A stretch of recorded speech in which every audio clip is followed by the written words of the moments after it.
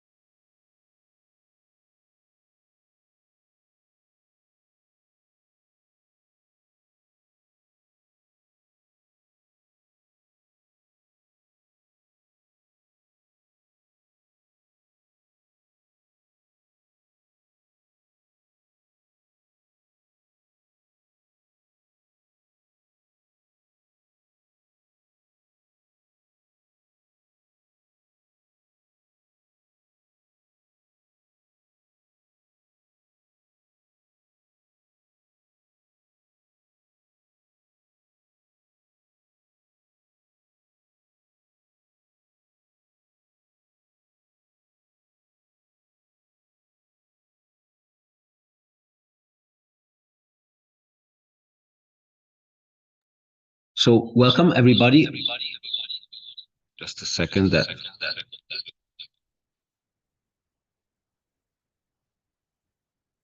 Okay.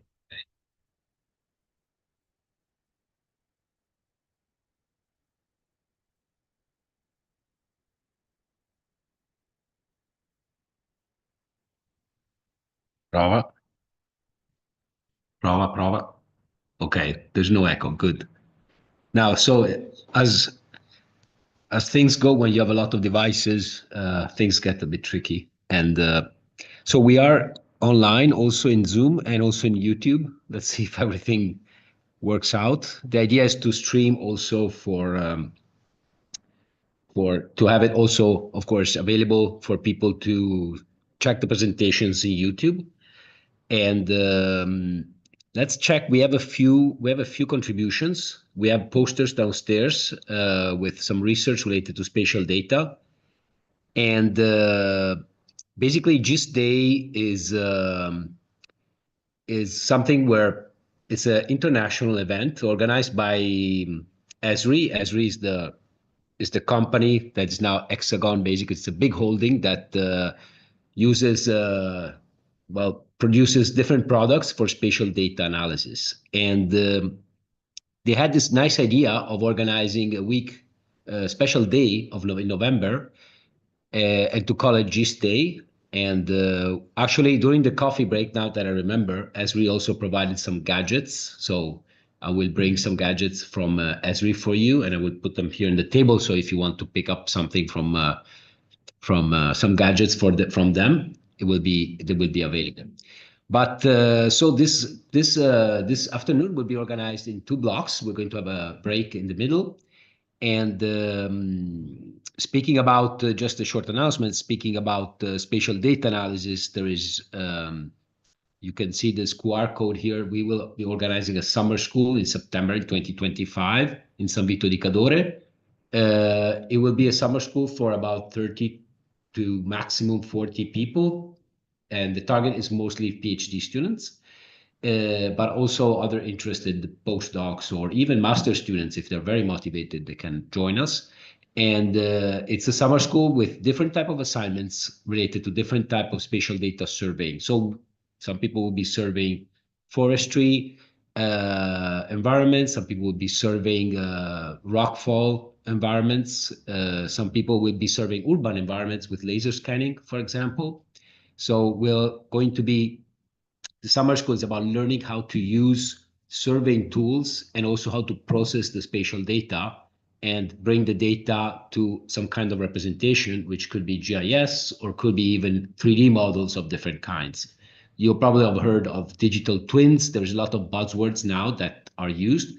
But what is the basic of feeding the data, the spatial data, is the survey. So you survey the data, you survey the field on the field with different type of sensors. They could be laser sensors, they could be photogrammetry, it could be classical topography, remote sensing, etc.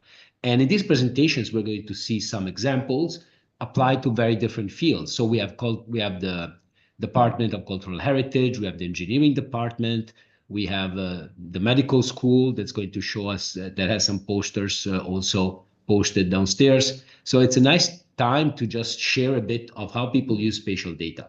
That's why I called it making sense of spatial data. So if we actually check the program, which is online, so we're actually going to make a first presentation related to something which I find very interesting, which is interferometric radar. We will see that interferometric radar can detect movements that are about one plus minus 1 centimeter. Il link di YouTube o di Zoom? Adesso chiedo un attimo, casomai chiedo a Marco che can somebody check if the Zoom link works? Just you go to the website of Cirgeo and there's the Zoom link. Just double check on the phone if it works. Because if it doesn't work, yeah, then we have to fix that before starting, of course. If you go to the Cirgeo website, there's I mean, I actually did that now and it works. Okay. So I think they just have to go to the Cirgeo website and click the Zoom link. But I can also put in the Cirgeo the link to the YouTube. Let's do this in real time. Da, da, da.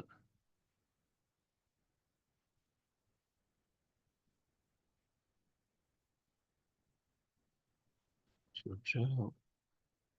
Yeah, they can join either with Zoom. I think everybody has Zoom, so they can join with Zoom. Let's check. Let's check how many people. There's actually 5 participants. Let me check. Yeah,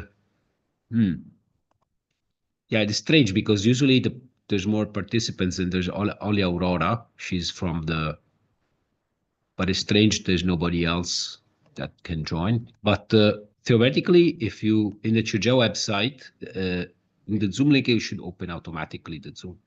Somebody try because I don't see anybody online. It's true. Or I will also post. I will post this. Just 1 second. Da, da, da.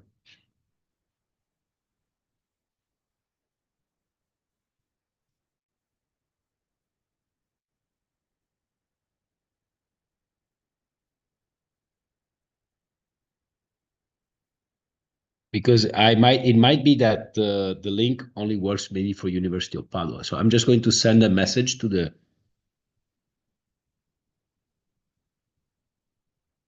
Did you enter? But I don't see you. Ah, okay. Denise managed, and she's also okay. So yeah, it works. It works. So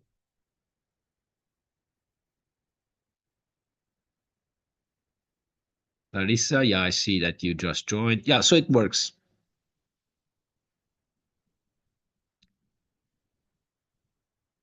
So they can try to join like that. It should work.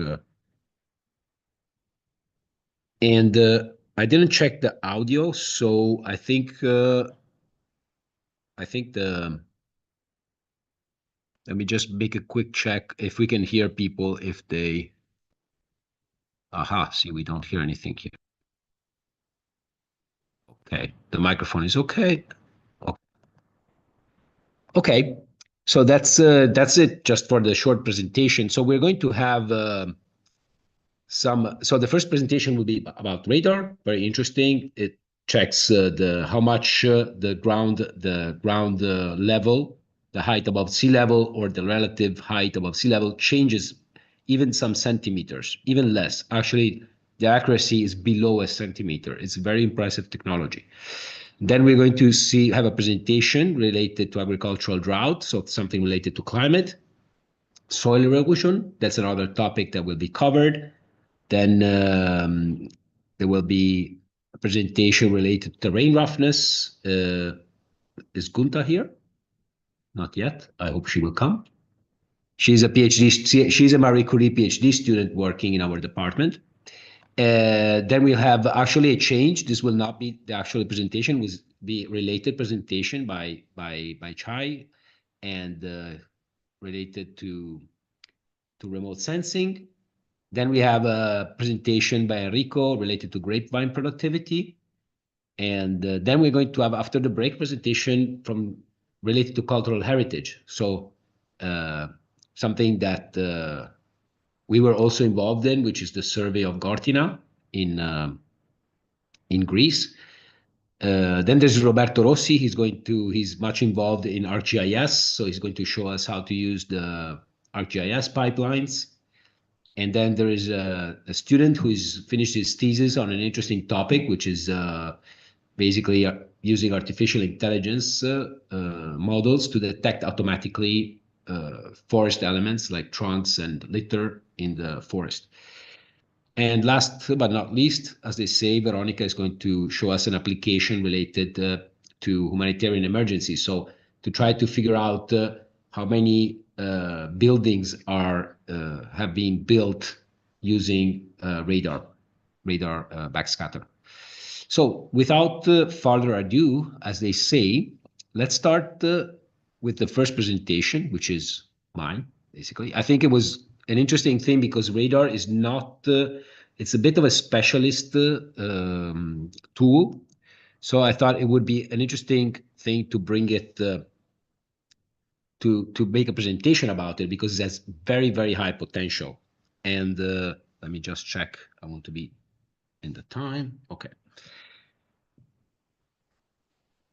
Okay, so basically, my presentation will be is titled "Detection and Correlation Analysis of Seasonal Vertical Ground Movement Measured from SAR and Drought Conditions." The initial hypothesis, this is done together with Felix, Mr. Toffa. Uh, he's a PhD student from the National Doctorate of Earth Observation from La Sapienza, but he's working with us. And basically, the hypothesis was to see if the changing over the season, you're going to get hot weather and cold weather, okay? And you're going to get dry season, dry days and also very wet days. Now, the idea is to understand if the vertical ground movement, so the way the floor, basically, actually, it's very important to understand when we speak about ground, we speak about a very large area which can be uplifting a little bit or sinking a little bit. We're talking about centimeters. And as we will see, we have to be very careful because when we think about this uplift and downlift, it could be the whole ground that moves up or down, or it could be the building that expands a little bit. For example, it's very well known in engineering that buildings have a thermal expansion, and that can be detected with SAR. But the idea is, can we actually monitor a whole country like Italy and check where this phenomenon exists and see if there's a correlation? Because radar, let's go to the next slide. Basically, what you see on the bottom is a very nice tool provided by the European Union, by the Copernicus program. This tool, which you can just look it up on the internet, European Ground Motion Service, EGMS, basically provides a cloud of points where each point is called a measurement point, is a point which has particular characteristics where radar from space can actually measure the movement if it's fixed in the terms if it doesn't move or if there's a small movement. As you can see on the slide here, if you see the y-axis, the magnitude of the displacement that we are looking at is millimeters. That's the unit. So as I said, it's quite impressive. You can click on any point and you can see that there is on this red spot, which is quite well known to be to have a phenomenon of subsidence. So it's sinking a little bit over. That's 4 years. It was monitored continuously. Every 6 days there was a measurement, and every 6 days it could see that it went. It sunk to those degrees of measurement. So we're speaking about 8 centimeters here over 4 years. That's a very small, relatively small measurement, relatively small amount, but this technology allows you to monitor that. Now, we are not, in this work, we did not monitor subsidence or uplift, but we were interested in checking if there was a seasonal uplift and downlift, okay? So it's a completely different, it's a different application. So we wanted to do that because from literature, it has been noticed that when there was water table depletion, so in dry periods, the water table, of course, is used more. There's less water in the water table, so there is sinking, and then the water table fills up again, and the ground uplifts a little bit. That's quite noticeable in California, for example. That was something that was very much studied in California because they have very, very dry periods at specific seasons. So how did we do that? We wanted to correlate basically dry periods and climate data with these measurements of ground uplift and down and subsidence. So we use the MODIS product. The MODIS is a satellite which provides temperature maps, which are not air temperature, as we're used to think about air temperature. Where you put a thermometer, it measures air temperature. Well, the MODIS provides something a bit different. It's much correlated with air temperature, but it's the temperature of the surface, so how much temperature is emitted, the radiance that's emitted from the surface, but is basically very closely correlated with temperature. So we use that, and the MODIS provides that information every day. So we have that information every day. But we were not so interested just for temperature. We were interested also on dry periods. So we used the CHIRP data set. That's another daily data set provided in literature and also online. It's an open data set that provides a daily information about rainfall. And those are the resolutions. So we have 1 kilometer resolution for the MODIS product, 5 kilometer resolution for the rainfall, the CHIRP product. Plus we used those two, rainfall and temperature, to calculate drought code. It's a formula which provides an information, an index of drought. We will speak about that in a second. Just keep an eye on time. Okay. But also the Copernicus emergency monitoring system, the CHEMS, provides drought code already calculated for you. So your question might be, well, why did you calculate it? You think you're better than the Copernicus program? No, we calculated it because the Copernicus data has a much larger pixel. It's about 20 kilometer pixel. We wanted to see if we could improve if we could really detect these correlations at a smaller scale, so a smaller resolution. So we have two drought codes that we used. One is very rough map at 20 kilometers. One is 1 kilometer map of drought that we calculated. Okay, so this is basically what I just told you about. So we have the rainfall, the chirps, we have the MODIS, the temperature, and we have this EGMS, which provides us information about how the ground is moving up or down. As you will see, we had to do some detrending, a little bit more on that in a second. This I just said, so we have the drought code calculated at 1 kilometer. This is how you calculate the drought code. The drought code is quite interesting because basically it's an information on, you can think about it, after it's raining, it counts the number of days where there's no rain, and it accounts for the temperature during those days. So temperature and days without rain, that means that the ground will be drying up. So it's a very good index of how dry the deep part of the ground is. Because what we're interested is basically how many days, the dry periods. Because if it doesn't rain for 2 days, it might not matter so much. But if it's not raining for 10 days, if it's also hot, then you're going to look towards an aridity period. So we adopted this index to check, and the index basically is calculated differently if there is rain above or below 2.8 millimeters. So it's a daily calculation that takes into account the drought code of the day before. So it's a little bit like checking the period of how much it takes to dry, the pixel takes to dry out. Okay, so it's not it's not a very complex calculation, but it's not even very straightforward. But it can be implemented. So the R is the chirp data, the rainfall, the millimeters, and here we have also the temperature.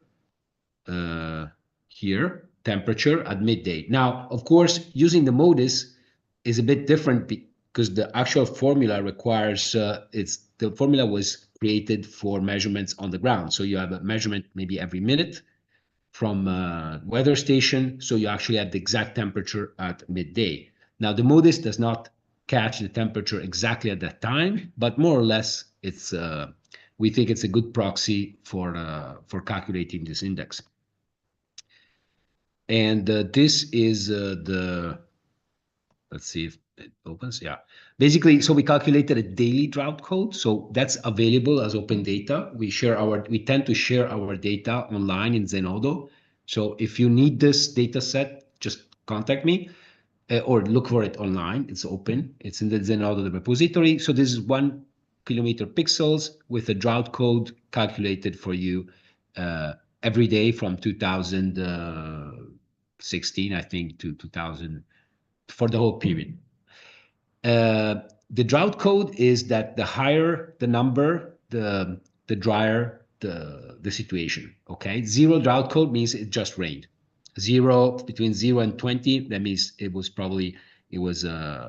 just right after a rainy day.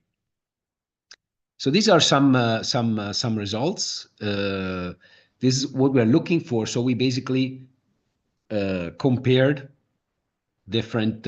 We did decorrelation. Okay, basically detrending means that the red line is what is going on in that specific measurement point. That's one point in space measured by the interferometric SAR. And what you see here is that point. You can see it's slightly subsiding a little bit. So it's decreasing the height above sea level, but is also having these patterns, recurring patterns every year. That's the seasonality we're looking for. Because we want to only analyze the seasonality, we have to do the detrending. So we go from the red line to the green line. And that is quite a straightforward straightforward method for detrending time series. And after the detrending, we compare it with the black line. So we do a correlation analysis. In this case, it's quite clear that there's a quite high correlation, negative correlation between the black, which is the drought code, and the green line. Below, what you see in the plot below is just the days where there's rain and the temperature map. Okay, so it's correlation analysis. So what we did is we downloaded all the tiles. That's about 7 million points. And then, as I said, we calculated the climate variables and we tested for Spearman correlation of all the 7 million points. We also have a web portal that's you can, you can actually, where all the points which have that high correlation above 0.7, or as you see on the bottom left, you can actually put your own threshold. So if you want a more, let's say, conservative threshold, you can increase that number, and you can analyze positive and negative correlations. The red points are the positively correlated, and the negative ones are negatively correlated. So this is just example from before. This is how the WebGIS looks. So you can click on a point. It will provide with some information that basically we are used for ourselves, because the next step is to understand causality, because correlation, you can find correlation, but then to get the real causes is not so simple.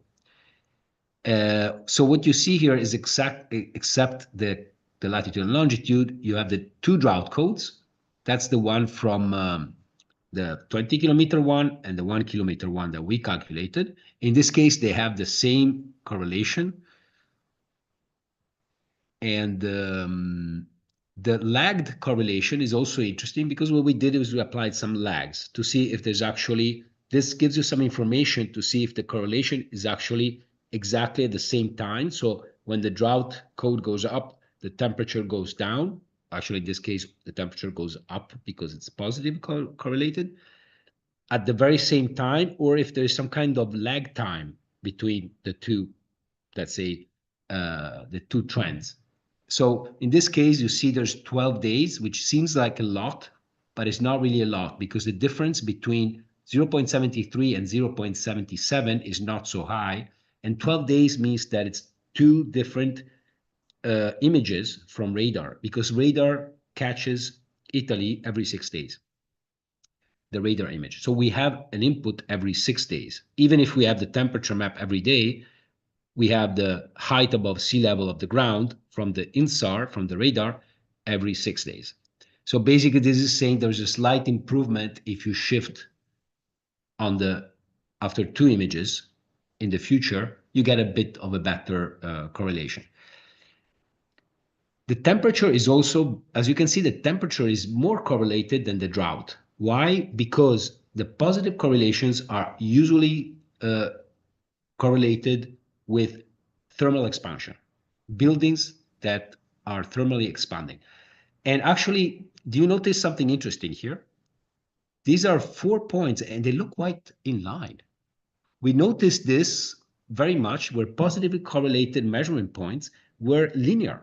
So we got really curious. We had no idea because we don't have so much experience in SAR. So with Felix, we actually talked with some experts from ESA, from Philab in Rome, in Frascati, and they told us right away, no, we know. That's, do you know what this could be? Because they're not roads.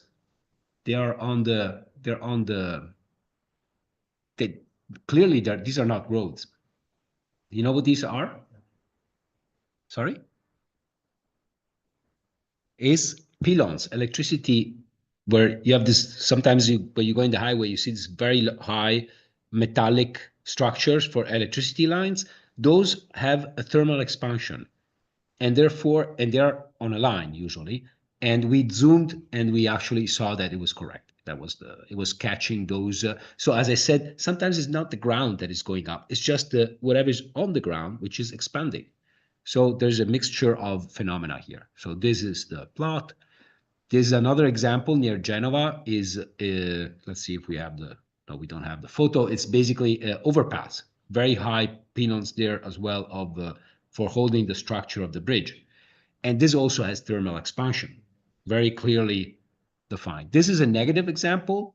So this is actually an example of negative correlation, not the bridge, but this plot is. And then we just plotted the negative and positive to see if the drought explains more the positive or the negative. And actually, the drought code explains more the negative correlations, whereas the temperature explains more the positive correlations, which is reasonable. We mapped all that and we defined in Italy some areas, some hotspots. Again, these are not the hotspots where there's a lot of subsidence or a lot of uplift. This is where there's a high correlation, a lot of points that have this seasonal correlation. So we need this for future reference. This is a table for the number of points. Remember that this is out of more than 7 million points. So these are the points that all over Italy were detected as having positive and negative correlation. So you see there's not many. It's a very small percentage, but it's interesting. So it's interesting to check what is going on in that situation. Yeah, so to conclude, we were going to scale this work up to Europe, and then we're going to focus and see, okay, what is going on in these points? Why is there this negative correlation? The positive correlation is usually very easily spotted, is usually infrastructure. So that's quite known in literature and is not, there's nothing to research much on that anymore. But the negative correlation, we are very interested to check what is going on, because there's different phenomena that might drive this, this thing we're observing. And Felix will be using artificial intelligence with the Philab in Frascati, because they're experts on that. Because what we're going to do is we're going to put together a lot of variables that could to try to understand, to get better understanding of the phenomena. So there's two ways. You could either make hypotheses and test them. Artificial intelligence could help you to say, okay, if you put a lot of things together, like soil type, vegetation type, all kind of maps, and then we'll say, okay, there's a high correlation of this phenomenon with this feature. That could help us to get better explanations. And then see if we can get climatic maps with higher resolution, because our results show that our map provided better correlations with respect to the low resolution map. So that's a direction to take. So if there's any questions, please speak up. I think it's an interesting it's an interesting technology. Just one parenthesis is that it's very easy to use. This service, the European Ground Motion Service, provides data which is already processed. So you already have a product from INSAR. It's very interesting also to process your own data, your own radar data, to provide those maps, but it takes, of course, a specific expertise, and because you need a stack of radar data from multiple days and multiple baselines to actually detect a single point. So you need quite also powerful processors. And that's something we're going to include in the training in the summer school, because I would like to bring this this topic. I would like people to learn how to use this technology, because it's open. There's open software, there's open data, and it provides very interesting information over the area, over the land surface. Okay. So questions? No questions. We can keep questions for later as well, if you're shy. Okay, then let's move on to the next one. Who is the next one? You are. Okay. Yeah, here, I will put up the...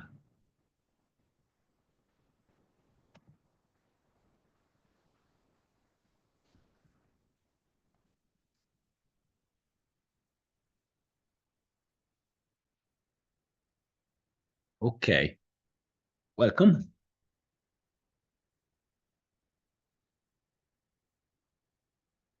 So let's guess. Please computer. Yeah, just present yourself, and then I will be moderating.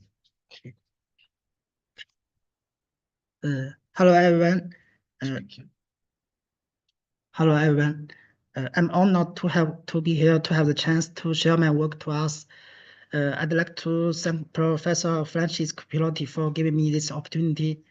I'm Chen Li from China University of Geosciences, and now I'm a visiting PhD candidate under the supervision of Professor Paolo Tarulli.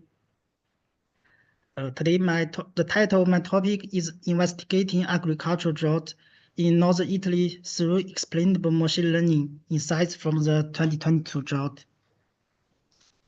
And I will start my topic from the following 4 aspects.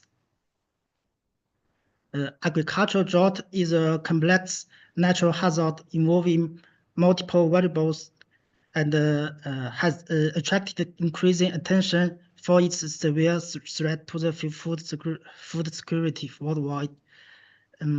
However, traditional studies on the agricultural drought often focus on the meteorological indicators such as precipitation or Europe transportation, overlooking other potential drivers related to the agricultural drought stress.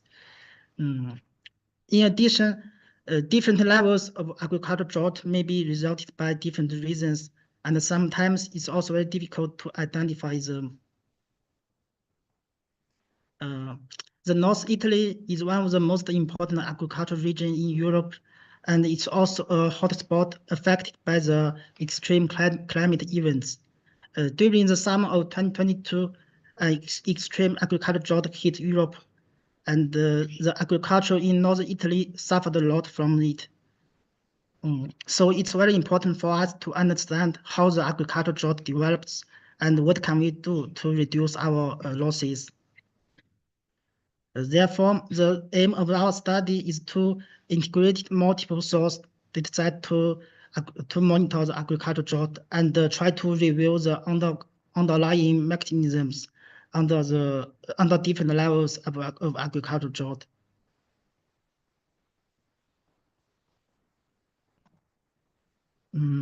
To address our objectives, we designed a research framework that combines the different variables, including climate, vegetation conditions, soil properties, and topography, and with the ensemble machine learning model together.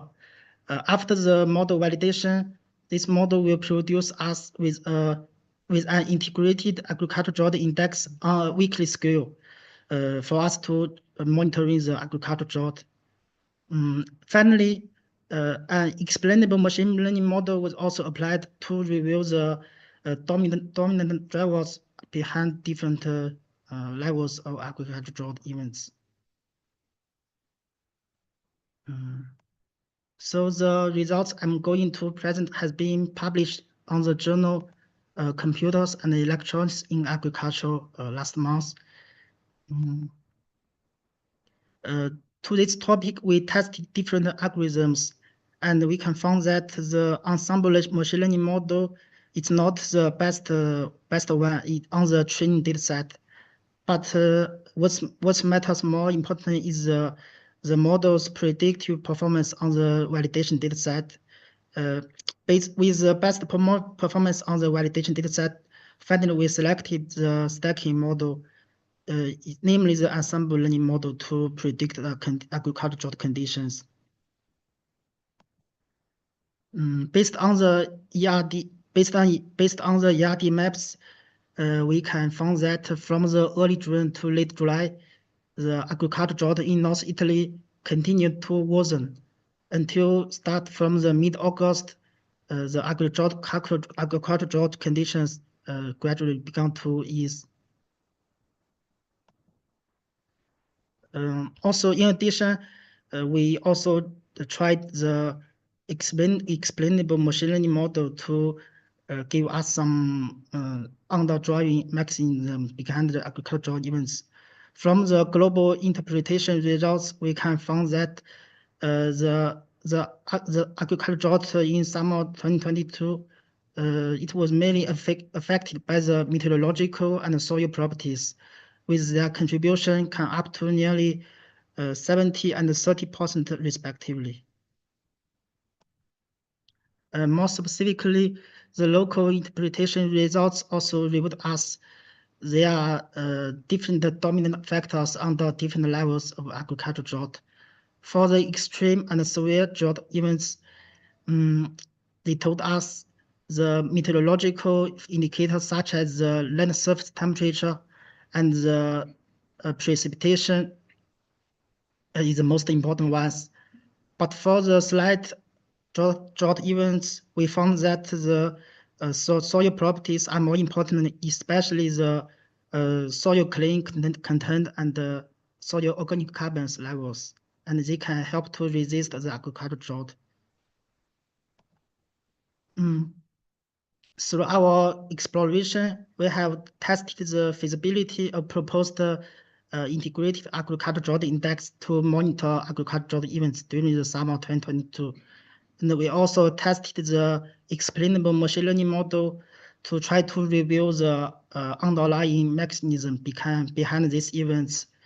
Our results highlight that the soil properties are very important for the agricultural drought prevention.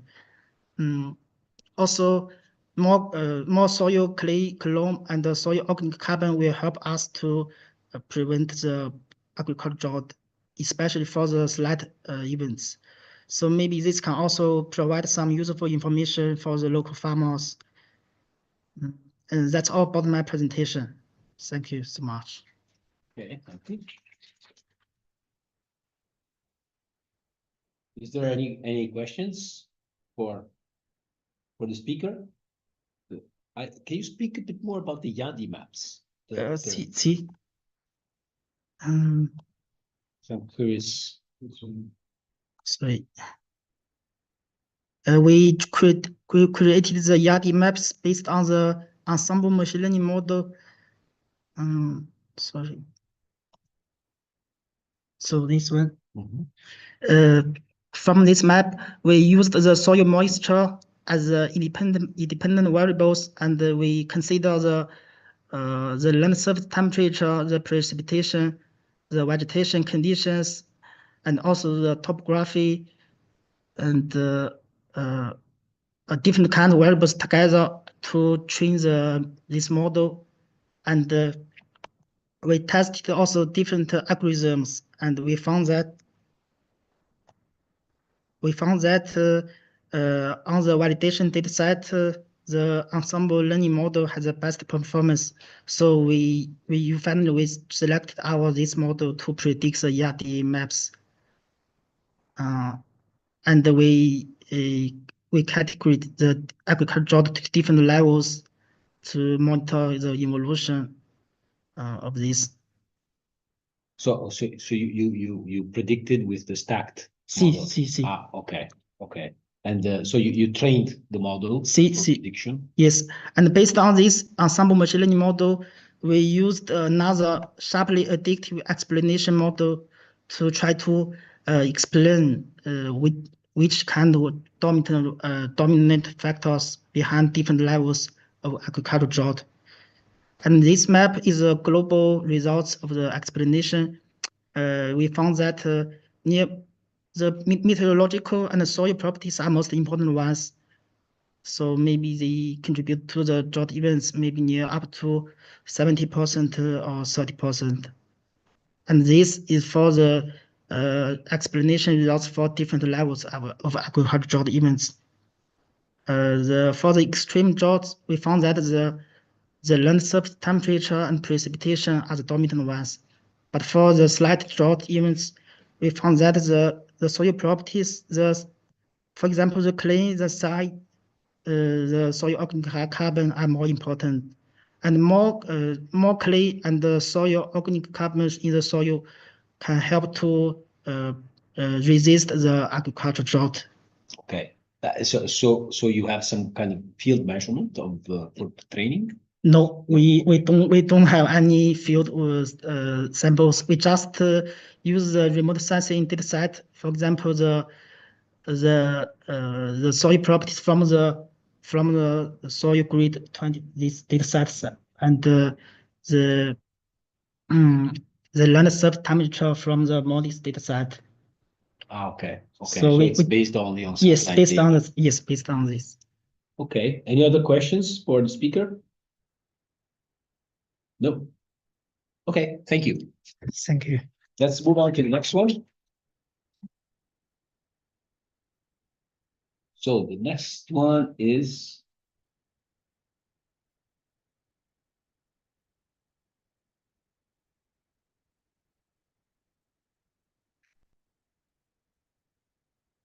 ok, solar ocean. Ok, la tua presentazione deve essere vai.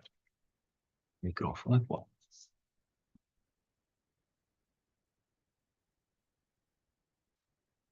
Okay. Good afternoon. Un attimo perché su Zoom sto ah, si vedono anche questo. Okay.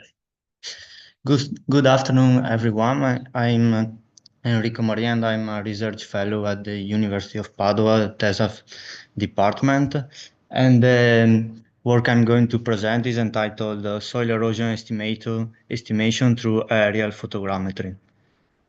So to introduce the issue is we can say that slopes are increasingly affected by natural hazard, for example, landslide and soil erosion, due to a more frequent occurrence of extreme events. These events can affect the mountainous landscape by triggering overland flow and consequently erosion. So this is a problem that we are trying to study because it's increasingly problem. And for this purpose, we think that UAV, for example, such as drones equipped with high spatial resolution sensor, are very useful for assessing the soil erosion dynamics in these steep areas because from one side for safety reason, but even because typically field surveys can alter the soil condition, and so by using a drone we don't touch the soil, so we leave as it is. And so the integration between UAV and GIS technology is useful for to characterize the erosion features and try to quantify the the erosion rates and the morphology changes in, for example, in the real networks. So at the end, the objective of our work is to detect changes in the erosion, considering the amount of soil loss and changes in the real network. For example, the width and the depth of the real network. The study area is located in the village of Rabba, northeastern Italian Alps. Is better known as Dolomites. Is a very small catchment, as you can see in the table, 0.14 square kilometers. And the main land cover is alpine grassland, as you can see in the picture above.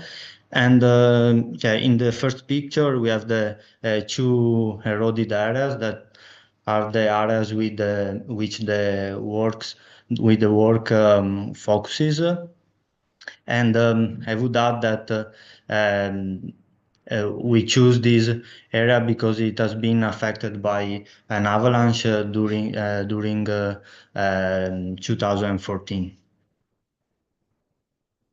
So moving on material methods, I start to talk about the drone surveys. We carried out 4 drone surveys, one in 2023 and 3 this year. And we use a DJI Mavic 3 Enterprise. So the method is basically aerial photogrammetry. In the second table, you can see the flight features. We set an high image overlap and a low rate of light to have a very detailed products such as DSM and orthomosaic. We use a ground control point, but as we can see later, we use only to check the differences between the camera location and so the sparse cloud and the ground control point, and not to georeference the the surveys. And in the image, you can see the camera location with the total error that is less than 2 centimeters. That is very low considering the methodology. So continuing with the material method as workflow to process the images taken by drone, we use Agisoft Metashape Pro software, and the steps we followed are basically set the right coordinate reference system, and then we proceeded with the alignment of the picture to build a sparse point cloud. After we obtained the sparse point cloud, we placed the marker to check the differences, but we saw differences about 2-3 centimeters. So we choose to keep to georeference the surveys. We decide to keep the camera location and not georeference the survey based on the ground control point. So after that, we continued with the construction of the dense point cloud, and consequently the DSM construction, and then at the end the orthomosaic. As you can see, the resolution is very high, less than 2 centimeters for the DSM and 1 centimeter per pixel for the orthomosaic. So the technique we use to calculate the soil erosion is the difference of them using raster calculator in QGIS. But before this step, to reduce the error due to the GNSS error, we aligned the 2024 survey to the 2023 survey that was the first one. So we did a difference of them on this check area that is considered a stable area.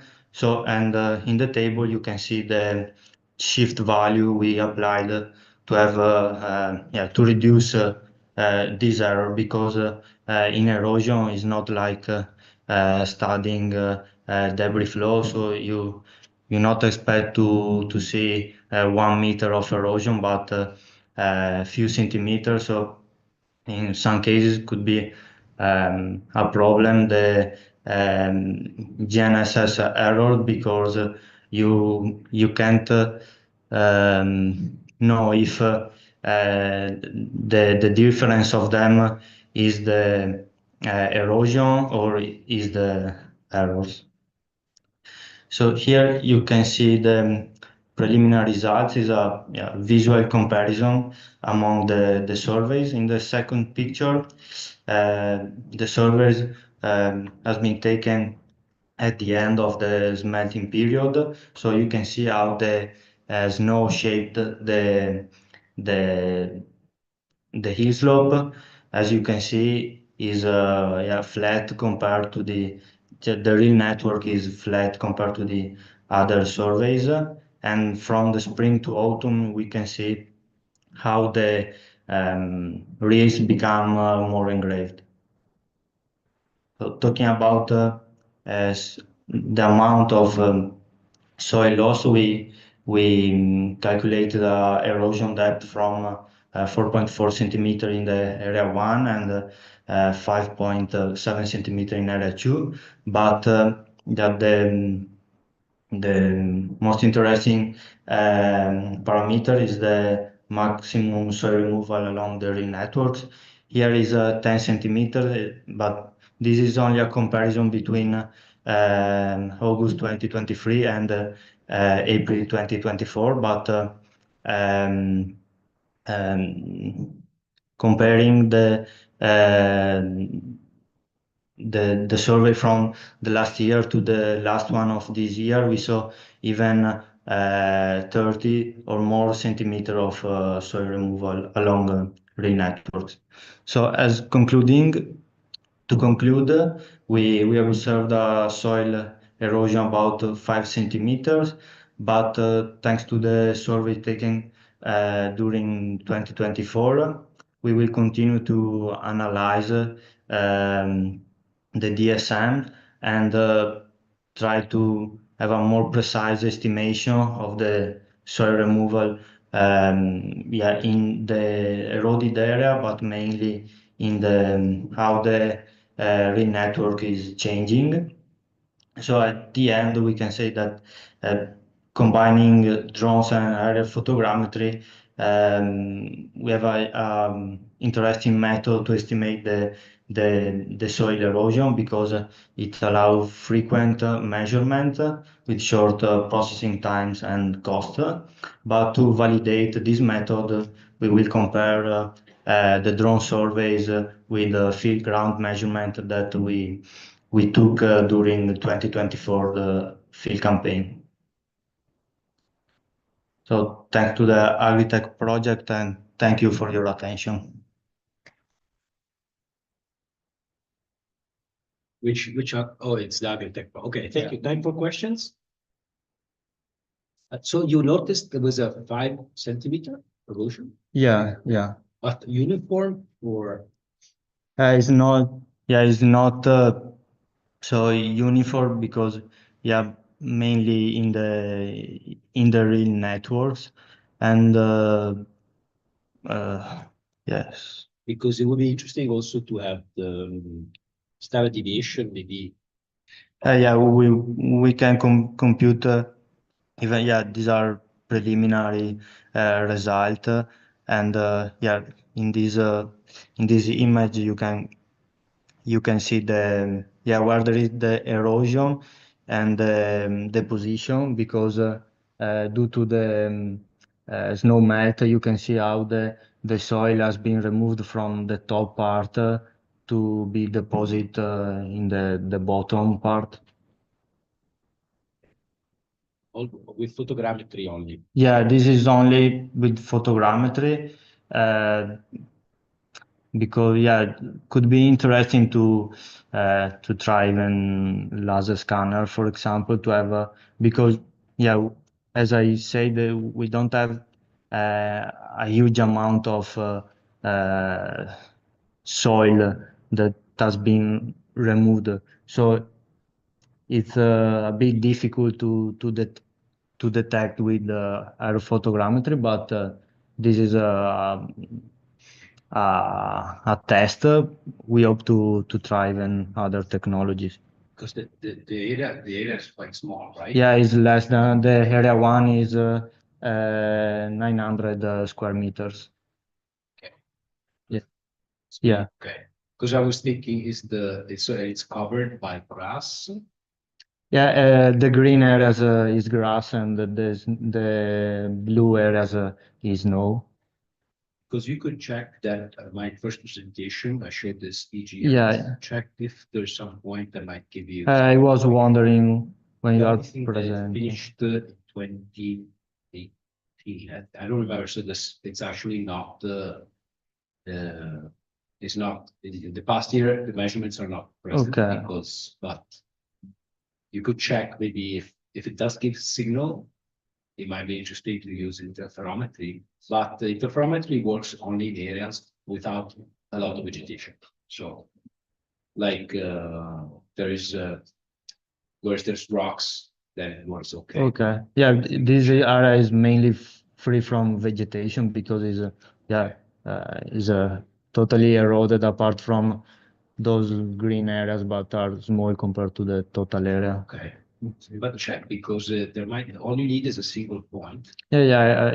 We Maybe check. it's some Okay. information, even though in this area you have both accumulation and erosion. Yeah, so yeah. it might give a different. Okay. Any other questions about this presentation? Okay. Can you speak up or you want the microphone? Or you want to come here? No.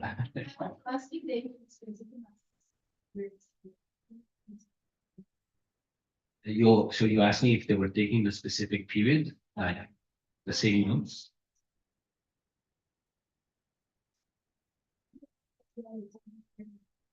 So you probably are also conditions which you would take the images. We don't use a specific time interval because we have to take into account many variables like weather condition, and so for example the last drone service we carried out, we plan to survey at the end of August to have because at the end of August almost finished the heavy rainfall, but due to some flying restriction we can't fly, so we participate the drone, but we have flight as fr frequently as we can, so, but not a specific time interval. Okay. Just one last question. So how many drone flights did you? Four. One in 2023 and 3 this year. Okay. We'll continue next year. Okay. Well, thank you again. Then and we move on to the next speaker. Your presentation is already there, so. Yep. I just realized my head was right. Thank you, Aaron. Right here. You see it? Yeah.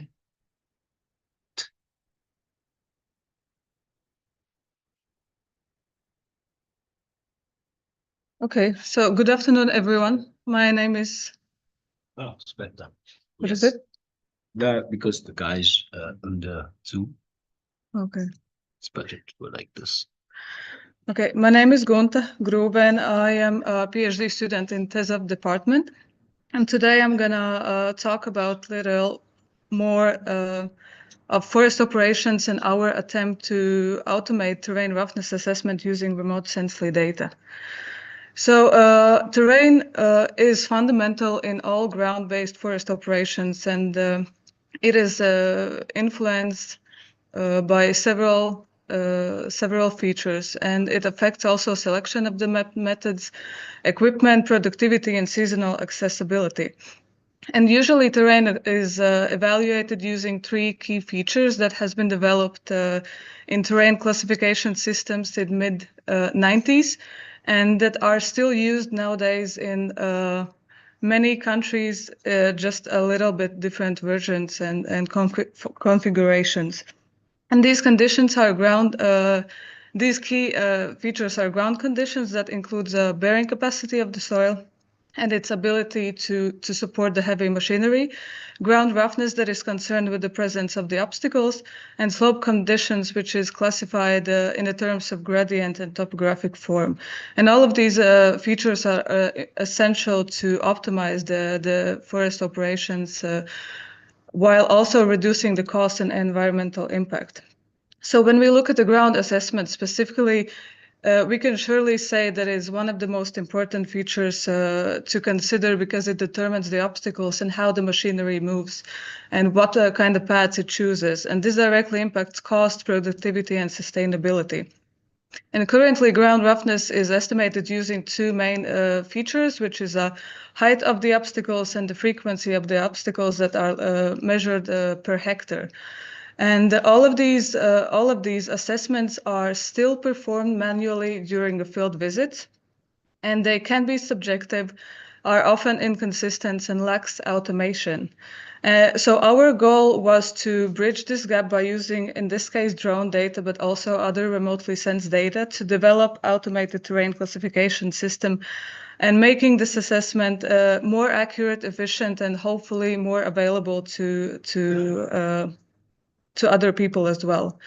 So in our study, we choose area that is located in South Africa.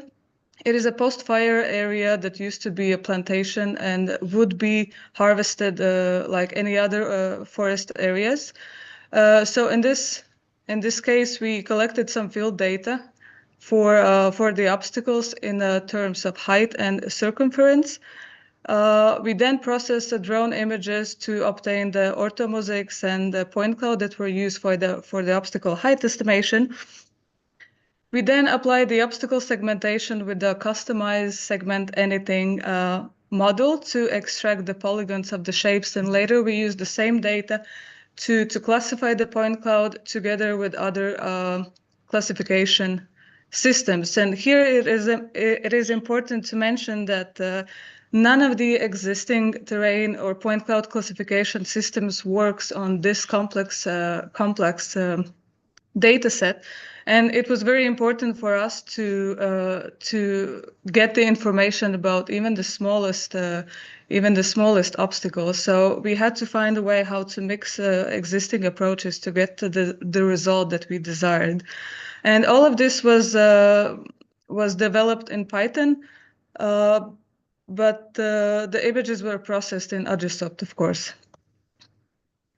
So later, all this information was summarized in the 3x3 meter grid, following by the previously mentioned terrain classification systems. And then we also used other terrain metrics that were calculated from the digital surface model to validate the relationship between our calculated roughness and already existing roughness terms, because here is also important to note that not all of these existing roughness metrics represents the same information that is described in the terrain classification system. So this was used with the idea to show that there is not or is relationship between this roughness and these metrics. And then later, as we don't have any validation data from the field, and it is quite difficult to collect some extra information on 3x3 grid in a real conditions. We tested this algorithm sensitivity by systematically reducing the obstacle data set based on the count of the obstacles and also based on the height. So this is the summary of the results that we got. The segment anything model in general performed very well and was able to detect 95% of the obstacles, and this information was validated based on the field manual measurements. And here you can see the grid that highlights detected obstacles with their heights in centimeters, with the rougher areas containing taller obstacles and the less rough areas containing more smaller obstacles. And this grid-based approach gave us the information about the 5 roughness classes, which is very rough, uneven, slightly uneven, and smooth. And this kind of indicated the heterogeneity in this particular area, with most areas being very rough and rough. So this is something that we can evaluate visually in knowing how the area looks in real life. So 2-level obstacle removal, which was 25% and 75% removal, showed that in 25% case, roughness classification remained stable, retaining the recognizable patterns based on the original dataset. However, removing 75% significantly changed the roughness, highlighting the sensitivity to data density. And this is what we also expected to happen. So larger obstacles has a higher impact smaller obstacles has a lower impact. And a height-based obstacle removal smoothed the roughness estimates, reducing rough and very rough areas. And this, again, is something that we expected before. So in general, we can conclude that the algorithm performs quite well, but of course there are still some improvement needed. And the correlation between the terrain ruggedness, vector ruggedness, and area ratio showed that in TRI and area ratio case, both aligned generally well with our roughness estimation, probably because it's both based on the elevation differences and surface complexity. However, vector ruggedness measurement focuses more on slope and aspect variability and showed weaker relationship, being less sensitive to vertical changes. And this doesn't stop here. We fully understand that this method has some limitations, and it might not be that easy to apply the same approach to more complex forest environments, because not always we have this clear view on the ground. So we're not going to be able to perform segmentation using the ortho images or any other kind of images. So we have to think bigger. So to solve this issue, we also collected terrestrial LiDAR data for the same area, and we use this TLS as a proxy for machine-mounted sensors. We capture these high-resolution point clouds, and we use intensity values together with the manual labeling of the point cloud to perform instant segmentation and classify the terrain obstacles. So this is just an example of one TLS point cloud in one scan position. So this is the information that we are using for the further analysis. And as we are currently interested only in the three main groups, which is the rocks, low vegetation, and the ground, we also train the point cloud on these groups. We could also include features such as stumps and logs. However, in these terrain classification systems, these are not considered obstacles, so we are just simply not introducing these variables in our model. And additionally to this, we also reduce the point cloud density by 3 levels to kind of find what is the minimum required density for reliable roughness estimation, because not always we have available TLS or airborne laser scanner data. And if we manage to find this threshold of a point density, it would be also nice to apply to other data sets. So this is the final slide, but to summarize, we can say that we successfully managed to automate the terrain roughness. However, there is a lot of limitations to this approach, and we should put more focus on using point cloud directly and apply this object detection, object segmentation directly on the point cloud instead of using images for the future. So yeah, that's it. Thank you. Okay, thank you. Questions? I'll start with one. So you use the laser scanning to distinguish between rocks and vegetation, or the last slide was used intensity-based. Sorry, the one before you used the recall. I think that's a recall. Yes. So the idea is to detect what was the intensity used for? I don't remember. You said something about using intensity. Yeah, intensity. Yeah. Well, intensity is mostly used to filter the data out, because using intensity values, I can distinguish what is a vegetation, what is rock. However, I still have to manually go through that data set and label what is rock and what is not rock. It's just I would say as a tool to help me filter this data. But of course, this is I have another data set, and then another data set from other area which I'm using for this training. So the model is applied to these scans. So yeah. And the data set that you showed was surveyed with the laser from drone or from the first data set actually with all the rocks was surveyed with laser also. Oh no, that was UAV based. Ah, okay. With photogrammetry. Yeah. So, yeah. Okay. And then you use the segment anything to detect the Yes. rocks. And then you add the 3D for the rocks. Okay. Yeah. Questions? Yes, please. Yeah. Yeah. To the best of my understanding of that's maybe the auto problem. Yes. This you haven't mentioned, not the social school, but I believe where we haven't mentioned to what you're driving in the sun. But I guess it was probably to the auto problem. And on the other hand, I mean, despite I do agree with you that segmenting on the point cloud may have some potential. It's typically also more complicated when you have not such a, let's say, regular geometry.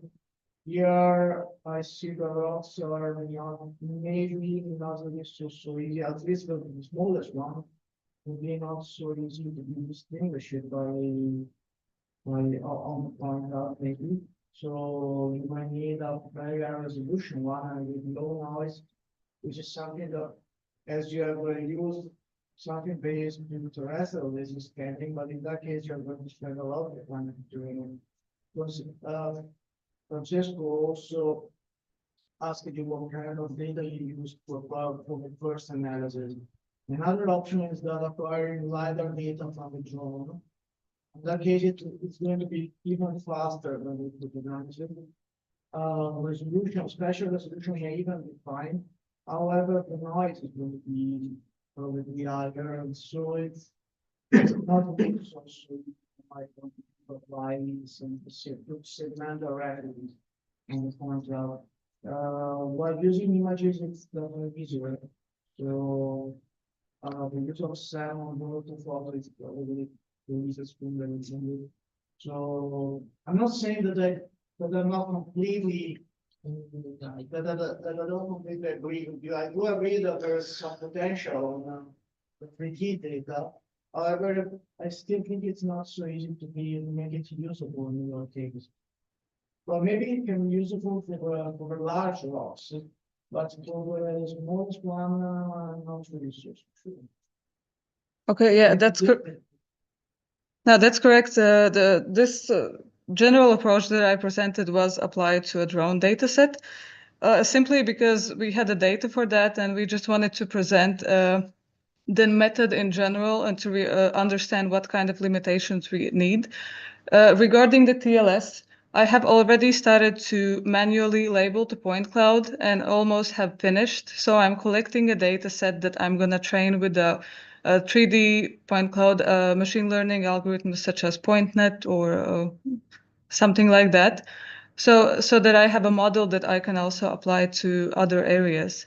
And I will include in this model not also only point clouds from this area, but I also have a point clouds from Sweden, which is a slightly different variation. So that would give me a variation in the model. But in the point cloud, it is quite easy to distinguish, in this case, distinguish what is rock and what is not rock. I'm not saying this is going to be the same in other areas, but this was in this particular case, it was very straightforward to distinguish. And I do believe that with these 3D machine learning algorithms, it is possible to segment the point cloud directly and then extract the shapes of the, let's say I'm interested in those rocks or vegetation. So yeah, I don't know if that's what. Yeah, I think it would be also interesting to see these models, how generalizable they are. And that's one of the challenges of using machine learning. You can train them and then see if they work in other cases. So it's nice that we have more than one data set. That's all. Okay. Any other questions? Okay, then thanks, Gupta. We're going to move on to the next one.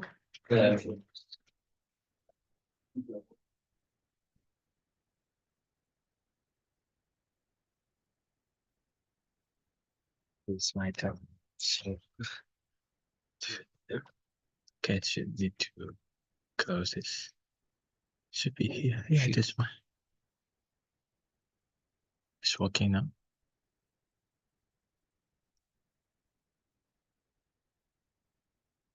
Okay. Okay, hello everyone. My name is Seung Chai. I'm the first year PhD student in Texas and also Chuzhou. And today's my presentation is about using remote sensing to estimate seasonal trends of suspended sediment concentration in the Just the usual. okay in the polar ashes. And also, okay, first is the background. For the Polar Basin axis is a shooting channel and an important habitat for the Chinese river dolphins. And suspended sediment concentration is the main parameter for evaluating the water qualities and of great significance for rivers, seaway transportation, and the port constructions. It has different characteristics in the horizon and vertical distribution, and is affected by the flow speed, season, and time. And now there are also many impact factors in the seasonal change of the sediment concentrations than the internal change. And to adjust better results, we need to combine the multi-source data and the model, and also understanding the seasonal change of the concentration is to know when the erosion and other sedimentation occurs, and enabling the deployments of the different control measures in different seasons. And the study area is a transition region between the Imperial Delta and the South China Seas, and it covers lots of crucial landmark regions such as the Hong Kong, Macau, and the bridge, and some islands and some Lingding base, and also close to the Imperial Delta. And this is one of the China's economic developed area with densest human activities and complex conditions. And for these data collections, we have do 7 times measurement in the South China Seas. And also in each sample points, we have collect 2 bottles of water. And then we also use this, the analysis spectral device.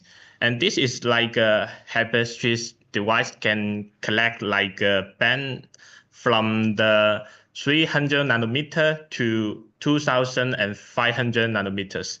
And each nanometer has its own band. So this is really good to measure the waters.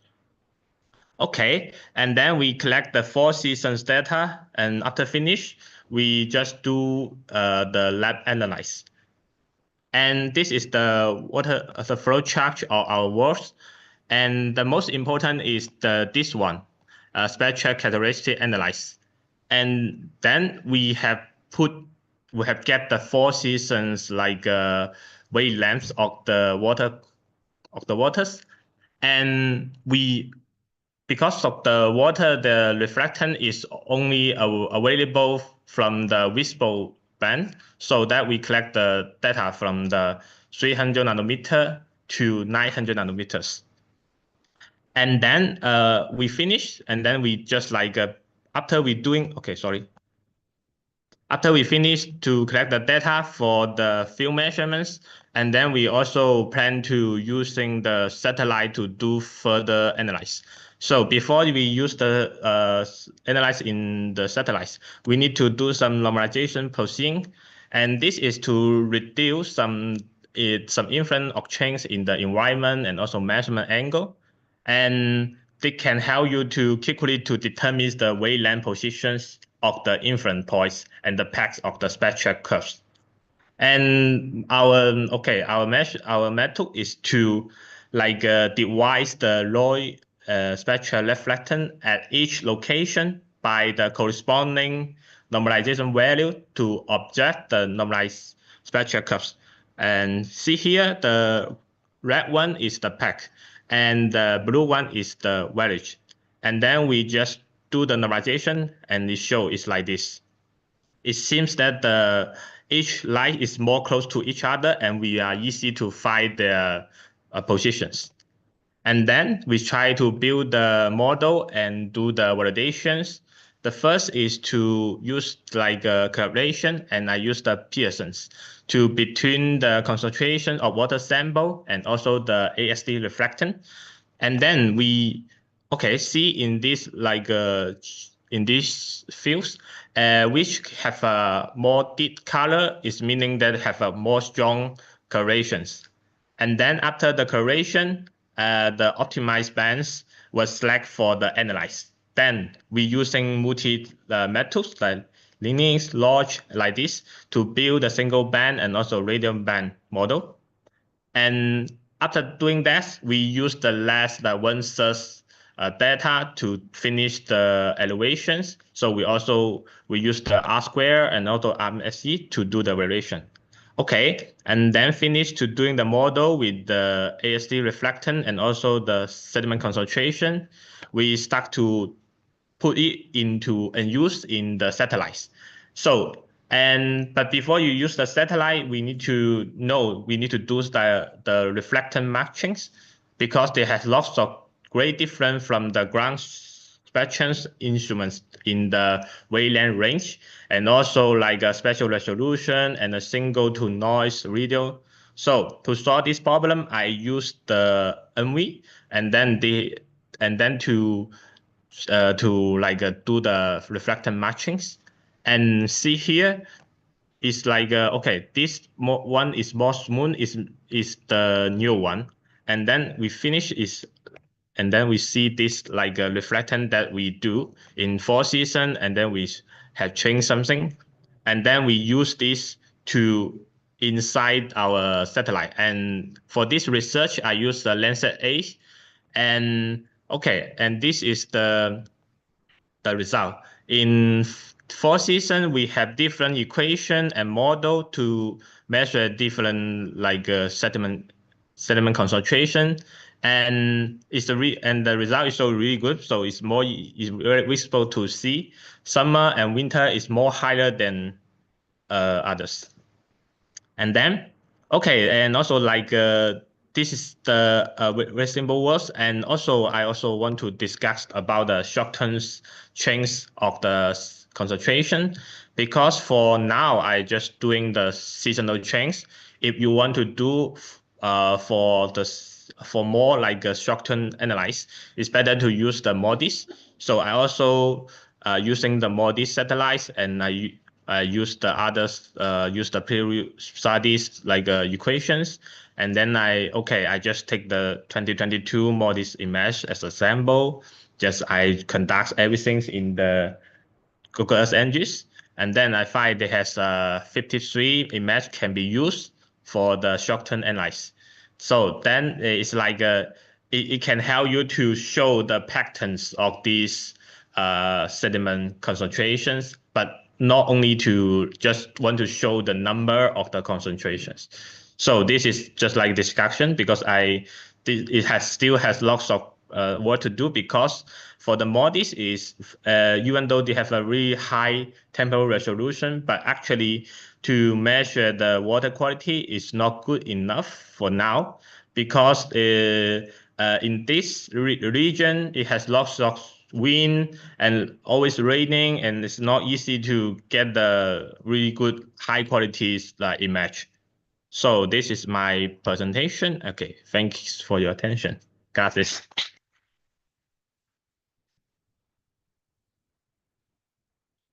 Start with a good question. So you made normalization. Yes. Can you explain a bit better how you chose this one? The normalization. Okay, for the normalization, it's like because for the water reflectance, it's mostly from the green, red, and also the blue bands in the satellite. So to use the measure data, it's better to just only use the reflectance from 350 nanometer to 900 nanometers, because in this range, it's bad. You can see here also in here it's more easy to see they have a pack and there's a wattage.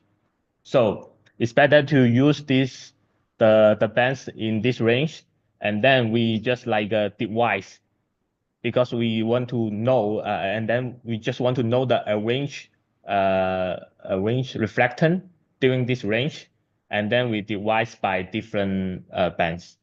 So that's we finish the normalizations. And the result was the other slide. Yes, it's another slide. That became this. Yes. Okay. Any questions? Mhm. Okay, if there's no more questions, we can move on to the last presentation before the break.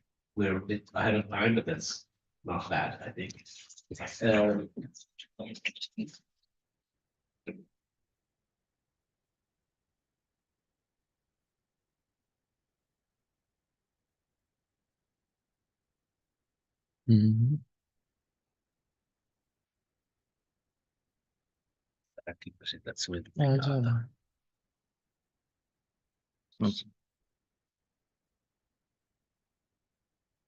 okay, you guys will put on so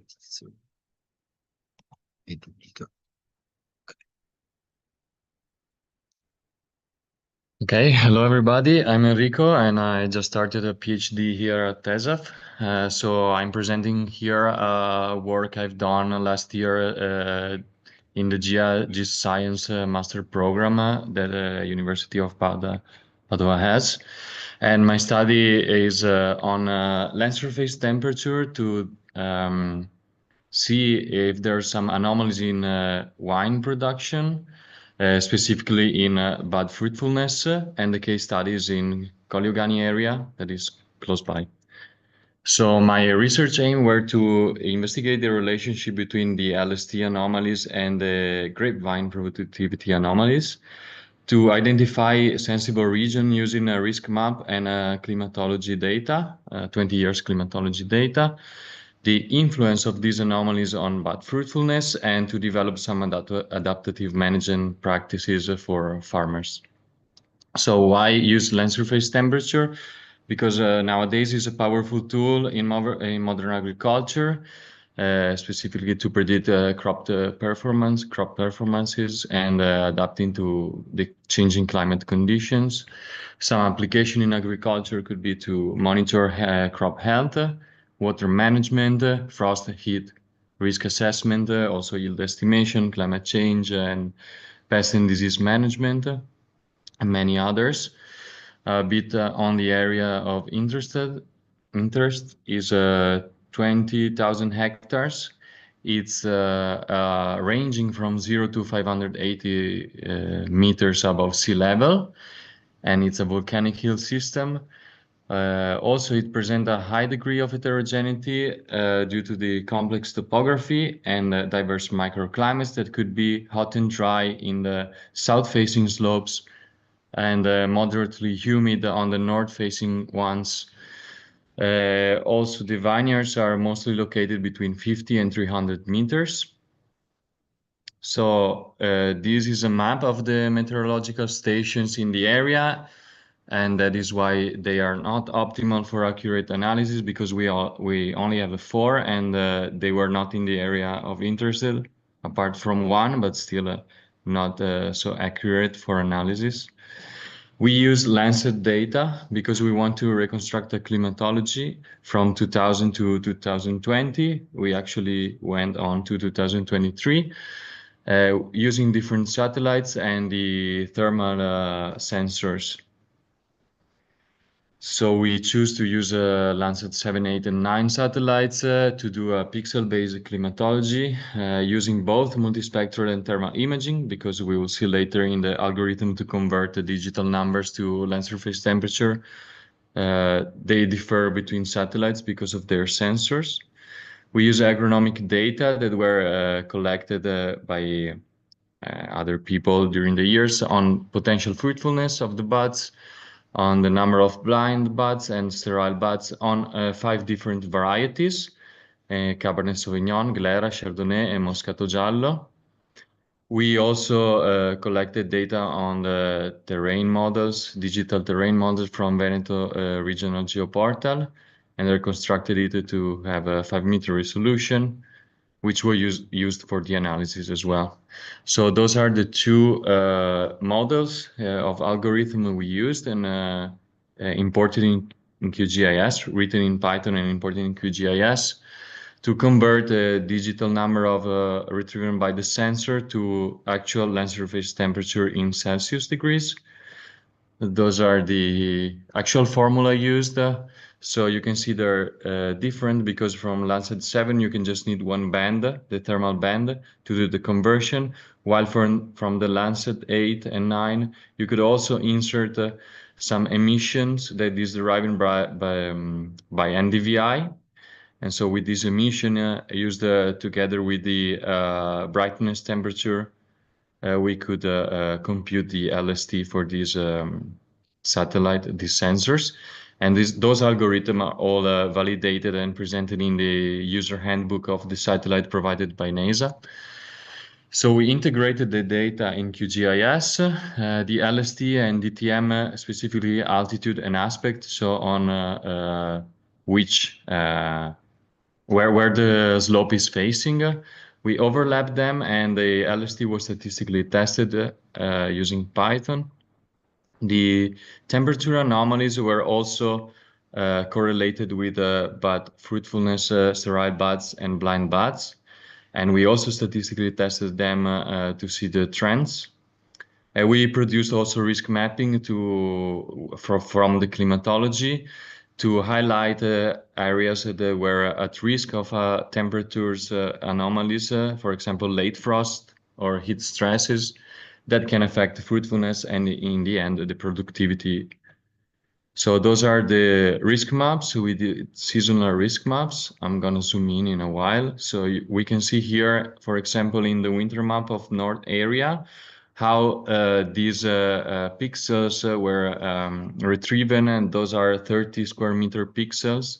So really much accurate than the 4 meteorological station, which can give a really much insights on our data, because we use that to later extract the temperature for the statistical analysis on productivity.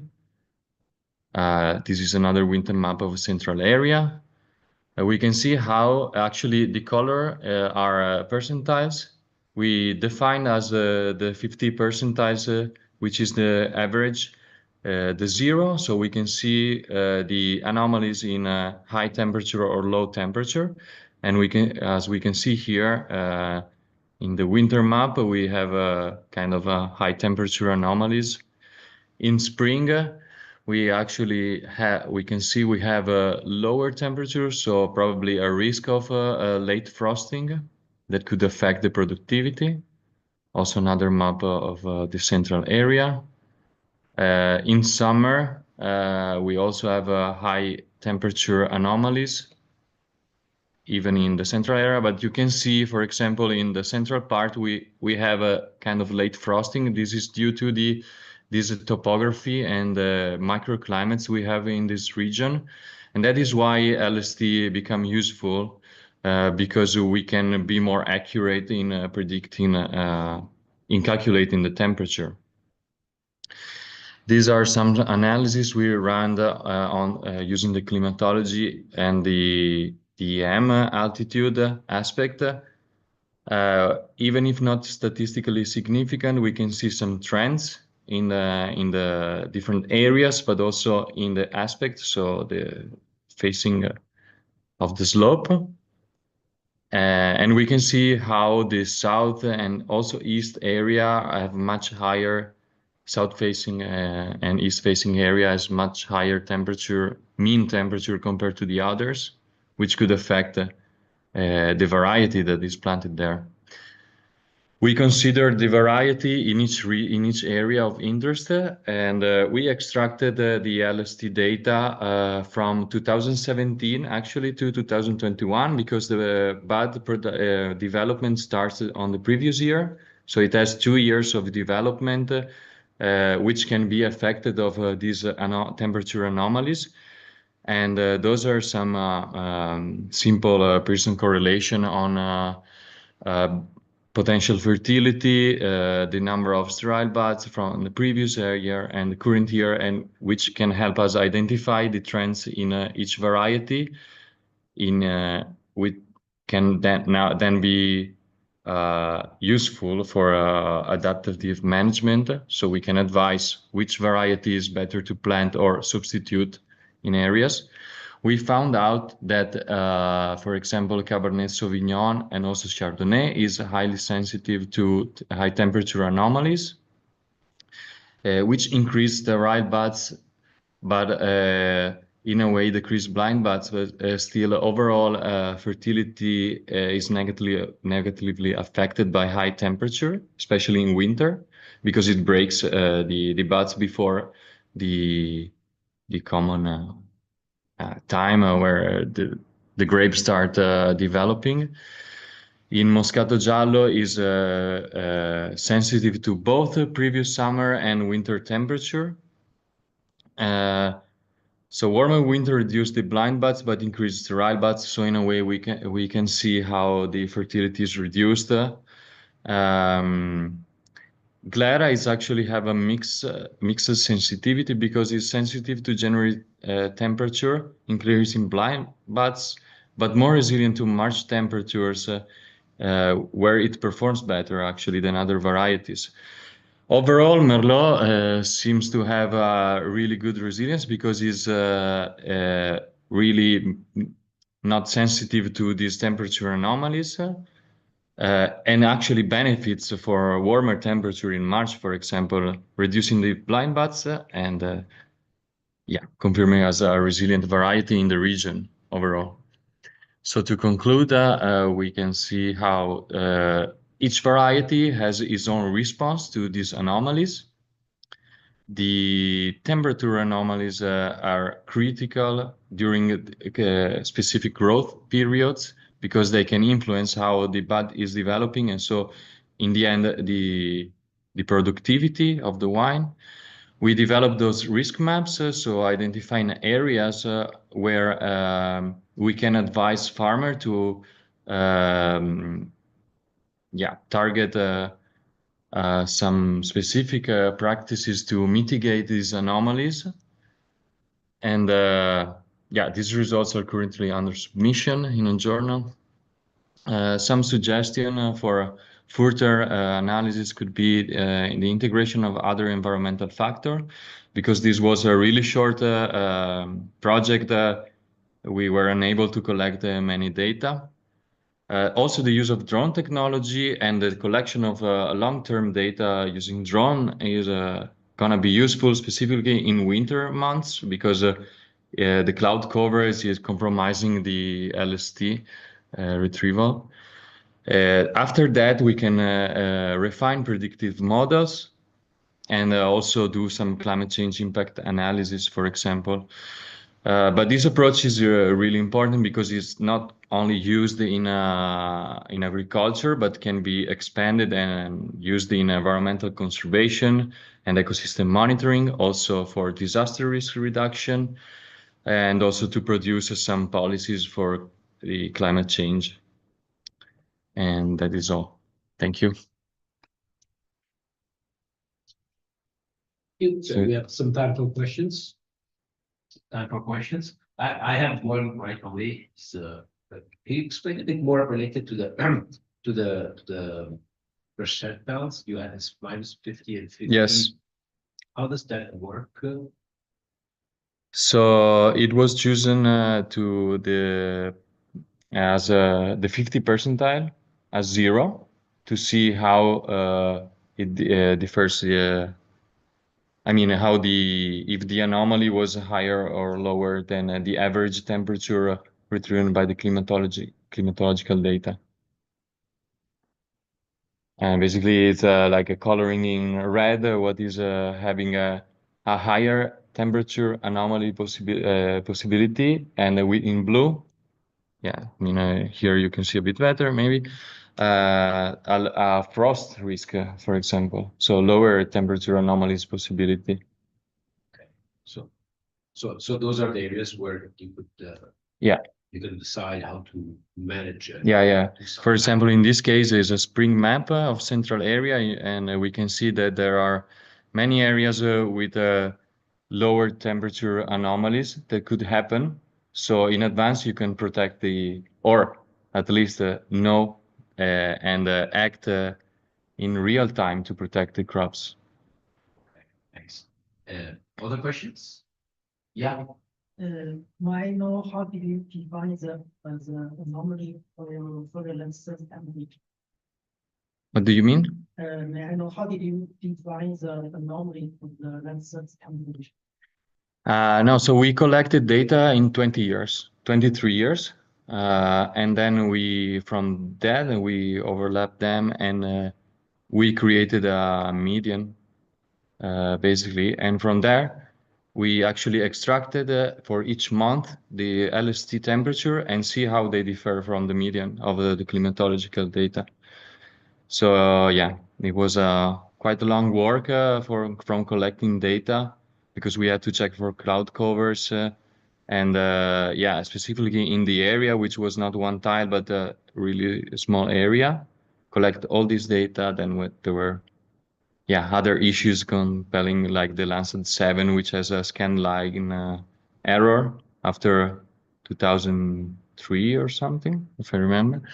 So yeah, for example, in this case, you can see on the left side, we have some missing pixels due to the scan line correction. We decided to not do some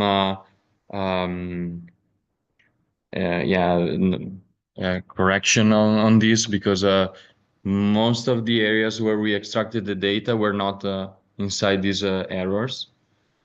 But there are ways to correct for this, which are using a near neighbor or other type of analysis. Yeah, Rashid. I want to ask you if you plan to install some temperature sensor to validate and to see the differences between Landsat data and field measurement. Yeah, I know it's important to do ground truth measurements. Unfortunately, this was like a 6-month project and it ended like this. I don't know if in the future the professor want to go on with this. And this was also my advice. I asked for all the data that were available and basically agronomic data that were provided by the farmers or agronomists working there. And they were, not really enough probably for ground truth. So you would need temperature measurements. Yeah. But in a way, I mean, those LST retrieval algorithms are really well validated. So if we actually consider just cloud-free images, this is the actual land surface temperature that is retrieved. It's quite interesting data set, the land surface temperature, and how to use it. We also have to speak more about that. Mm-hmm. We used it in the job code, but we might get better, higher resolution maps. Yeah, we use Lancet because it has a long-term data set, which maybe other satellites that are newer doesn't have, so we cannot reconstruct the climatology. We wanted to use Aster as well, but there was some problem with my colleague to analyze the data. So in the end, we did just Lancet, but we wanted to compare the two satellites as well. Yeah, Lancet, you all know Lancet goes back a long time and it's quite consistent. So it seems a lot of research. Okay, thanks. Any other questions? No, sono io che ho messo yes, because we're going to have a coffee break in 5 minutes, but I'm going to show something that Marco Pirangelo did. He made a video which I think is interesting to just add. It's a 2 minutes video of something that's being done in Chugeo on virtual reality. So I think it's worth its part 3D modeling. So since we have some minutes before the coffee break, and just check the video together, then we can go for the coffee break as well. So thank you, Marco, for being able to do the video just on time. I'm going to share it, and it's a nice collaboration between Marco, do you want to say something about this video? Maybe you are just how it started, the story of how the collaboration started with so this is a bit out of the program, but it's very much a part of this there's a bit, I don't know how to. So that video is a collaboration between CIRCEL, as a the department, and INFN. So INFN, Legnaro. So we are talking about a completely different sector, because it's about cyclotron and nuclear topics, completely different. But they are interested in using virtual reality from the point of view of industry. And to do that, they use a laser scanner and photogrammetry to map the laboratory that is quite big, like 30 meters wide. So I propose to do the same, but in a landscape. And here we have Cancia, the flow. So we are in the northern Italy, close to Cortina. We flew with the drones, so we reconstruct the landscape, and you can see a mesh. That's a 3D mesh. The ground sampling distance from the photo is around 1.8 centimeters. And here we reconstruct the mesh, and we can look the mesh through the visor and take measurement based on the grid, like a similar routine. And what's important is the high resolution of the images, because we applied the concept close to file images in GIS, but in virtual reality. So we developed a workflow in Python for managing the data, and reconstruct this value that is quite long. We are talking about 400 meters long. And that's the result. We finish this night, basically. Thank you, Marco. Yeah, it's quite impressive because this new technologies, virtual reality, augmented reality, and digital twins, they're all basically intertwined by the need data that is surveyed. So, you know, the geomatics and these surveying technologies are extremely important. And so, of course, if you need more info, you can contact Marco. And now we can just take a coffee break. We're a bit ahead of time, but no worries. We on the schedule. We'll start. Of course, we will not start in 1 hour. Let's start at 4:20. I'm going to put it up here in the. So let's take about half an hour of coffee break and be back here at 4:25. Okay, thanks.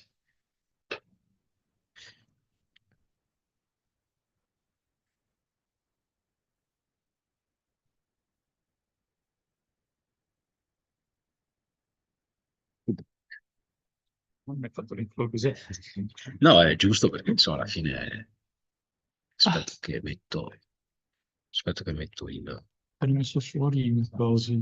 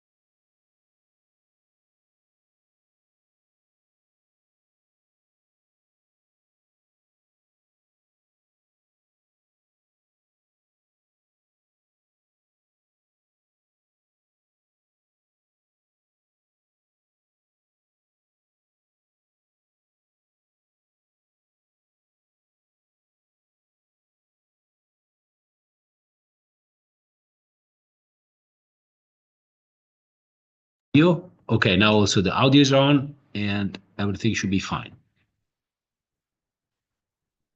Okay, thank you very much to Francesco. After the break, we will change our landscape because we are going back 2000 years ago in Roman times for cultural heritage presentation, but I apologize for speaking Italian because my English is not so good, so I prefer to speak Italian. But if you want to discuss with me later, also in English, I can answer your question or your need of deepness. Ok, così grazie allora dell'invito. Oggi presentiamo brevemente io e il collega Edoardo Brombin che non può essere qui oggi perché è impegnato in corsi di aggiornamento, sicurezza, eccetera, universitari. Presentiamo questa applicazione di sistemi GIS al mondo del cultural heritage, e particolarmente allo studio di urbanistica e architettura antica, e scendiamo in località più remota di quelle che abbiamo visto finora perché ci troviamo a Creta, nel mezzo del mare Mediterraneo, dove l'Università di Padova è impegnata ormai da 20 anni e anche qualche mese in più con un progetto di ricerca che riguarda una grande città antica, una metropoli del mondo antico che si chiama appunto Gortina. In questo contesto, che appunto fa piacere ricordare, è stato teatro, insomma, luogo di presenza anche di Francesco Pirotti, anche di Alberto Guarnieri, di Marco Piragnolo e di vari colleghi anche di questi dipartimenti. In questo contesto, vediamo se...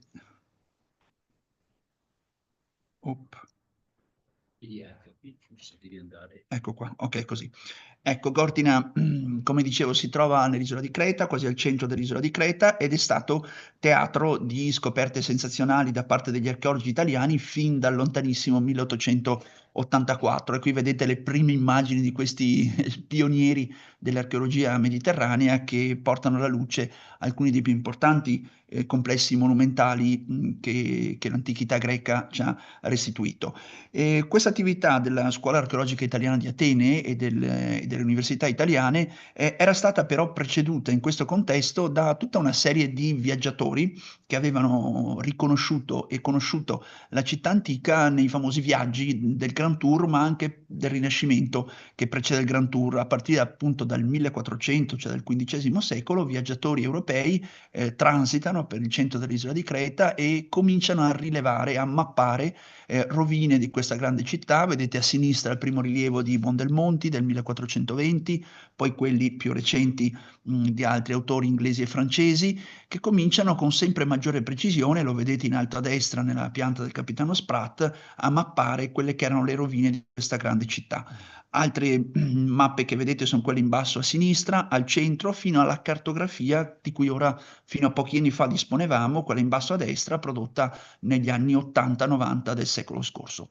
Tuttavia, a fronte appunto di questi 100 anni e più di attività archeologica degli italiani in questa città greca, mancava ancora fino a pochissimi anni fa una rappresentazione della città che fosse completa, integrale, soprattutto digitale, che permettesse quindi un'analisi di quelli che sono i resti architettonici e l'assetto urbanistico veramente efficace. Quindi è partito un progetto collaborativo che vede appunto combinate e messe assieme a lavorare la Scuola Archeologica Italiana di Atene, che è un po' il centro delle ricerche italiane in Grecia, l'Università di Padova, ma anche molte altre università che pure operano in questo sito antico. L'Università di Milano, l'Università di Palermo, l'Università di Macerata, di Roma, insomma c'è un team abbastanza significativo. L'anno scorso questa tensione, diciamo, di collaborazione è culminata nel successo in un progetto di interesse nazionale PRIN che prevede proprio la costruzione, o meglio il completamento di costruzione di un GIS che riguardi la città antica. Un GIS inteso prima di tutto come grande collettore di dati ed informazioni. I 100 anni di archeologia a Creta, a Ortina, avevano prodotto una massa di dati assolutamente ingente, ma assolutamente disordinata dal punto di vista della tipologia dei dati, della dislocazione dei dati, dei luoghi di conservazione dei dati, e quindi la città antica era ben conosciuta, è ben conosciuta, ma mal rappresentata e mal sintetizzata a livello anche semplicemente cartografico e di strumenti di analisi spaziale, come sono i GIS. Quindi abbiamo iniziato il lavoro, che è già un buon punto, con la raccolta delle cartografie finora disponibili, perché tenete conto che in archeologia molti dei monumenti che sono stati visti nel 1800, all'inizio del 1900, eccetera, sono tornati ad essere sepolti, quindi non sono più visibili, e quindi anche le cartografie, diciamo, storiche sono strumenti preziosi per posizionare e analizzare i contesti. Dati archeologici in alto a destra che vedete che sono in corso di studio, di rilievo, di analisi, e poi dati d'archivio, perché come vi dicevo appunto molto è conservato negli archivi e non più visibile o verificabile sul terreno. Questo ha dato vita al GIS di archeologia urbana di Gortina, che ha diverse finalità. Diciamo, sulla sinistra vedete appunto quello che noi intendiamo e quello che vogliamo inserire in questo GIS lo stiamo inserendo, quindi analisi sullo spazio urbano, sulle infrastrutture, sui monumenti e sulla vita quotidiana, ovvero gli oggetti della città antica, con una serie di finalità ben precise. Come utilizziamo questo strumento, come vogliamo utilizzare? Intanto per la gestione del sito, appunto, gli stessi organi di tutela dell'area, che sono l'eforia poi greca, ha bisogno di uno strumento cartografico di analisi e di gestione del sito da tutti i punti di vista, strutturale, infrastrutturale, di ristrutturazione urbanistica contemporanea e quant'altro, gestione del territorio, nuove ricerche. Naturalmente una città antica ha tutta una serie di problemi spaziali, tipicamente spaziali, orientamenti degli assi, distanze, distribuzione, diffusione dei reperti, che trovano estremo giovamento nell'utilizzo di strumenti GIS che appunto possono avere sistemi di processamento dei dati spaziali e poi di racconto della città antica, di disseminazione. Come vi dicevo, ci sono molte università che lavorano in questo contesto, ma ci sono molti turisti che girano attorno a questo contesto, ci sono molte strutture che gestiscono questo contesto e quindi l'informazione raccolta all'interno di un GIS deve e dovrà essere anche resa disponibile appunto a una pluralità di soggetti che ruotano attorno a una grande città antica visitata da migliaia di persone naturalmente ogni anno. Quindi il lavoro che stiamo facendo appunto è stato questo già compiuto, la raccolta della documentazione di archivio con tutte le cartografie prodotte anche attraverso sistemi di topografia, diciamo, non digitale del passato, quindi punti fissi, monografie e quant'altro, che poi col tempo sono andate anche scomparendo, sono state recuperate sul terreno, riposizionate, ricollocate tramite strumentazione GPS all'avanguardia, cioè attualmente in uso, per georeferenziare cartografie non più, diciamo, cioè non digitali, ma semplicemente cartacee.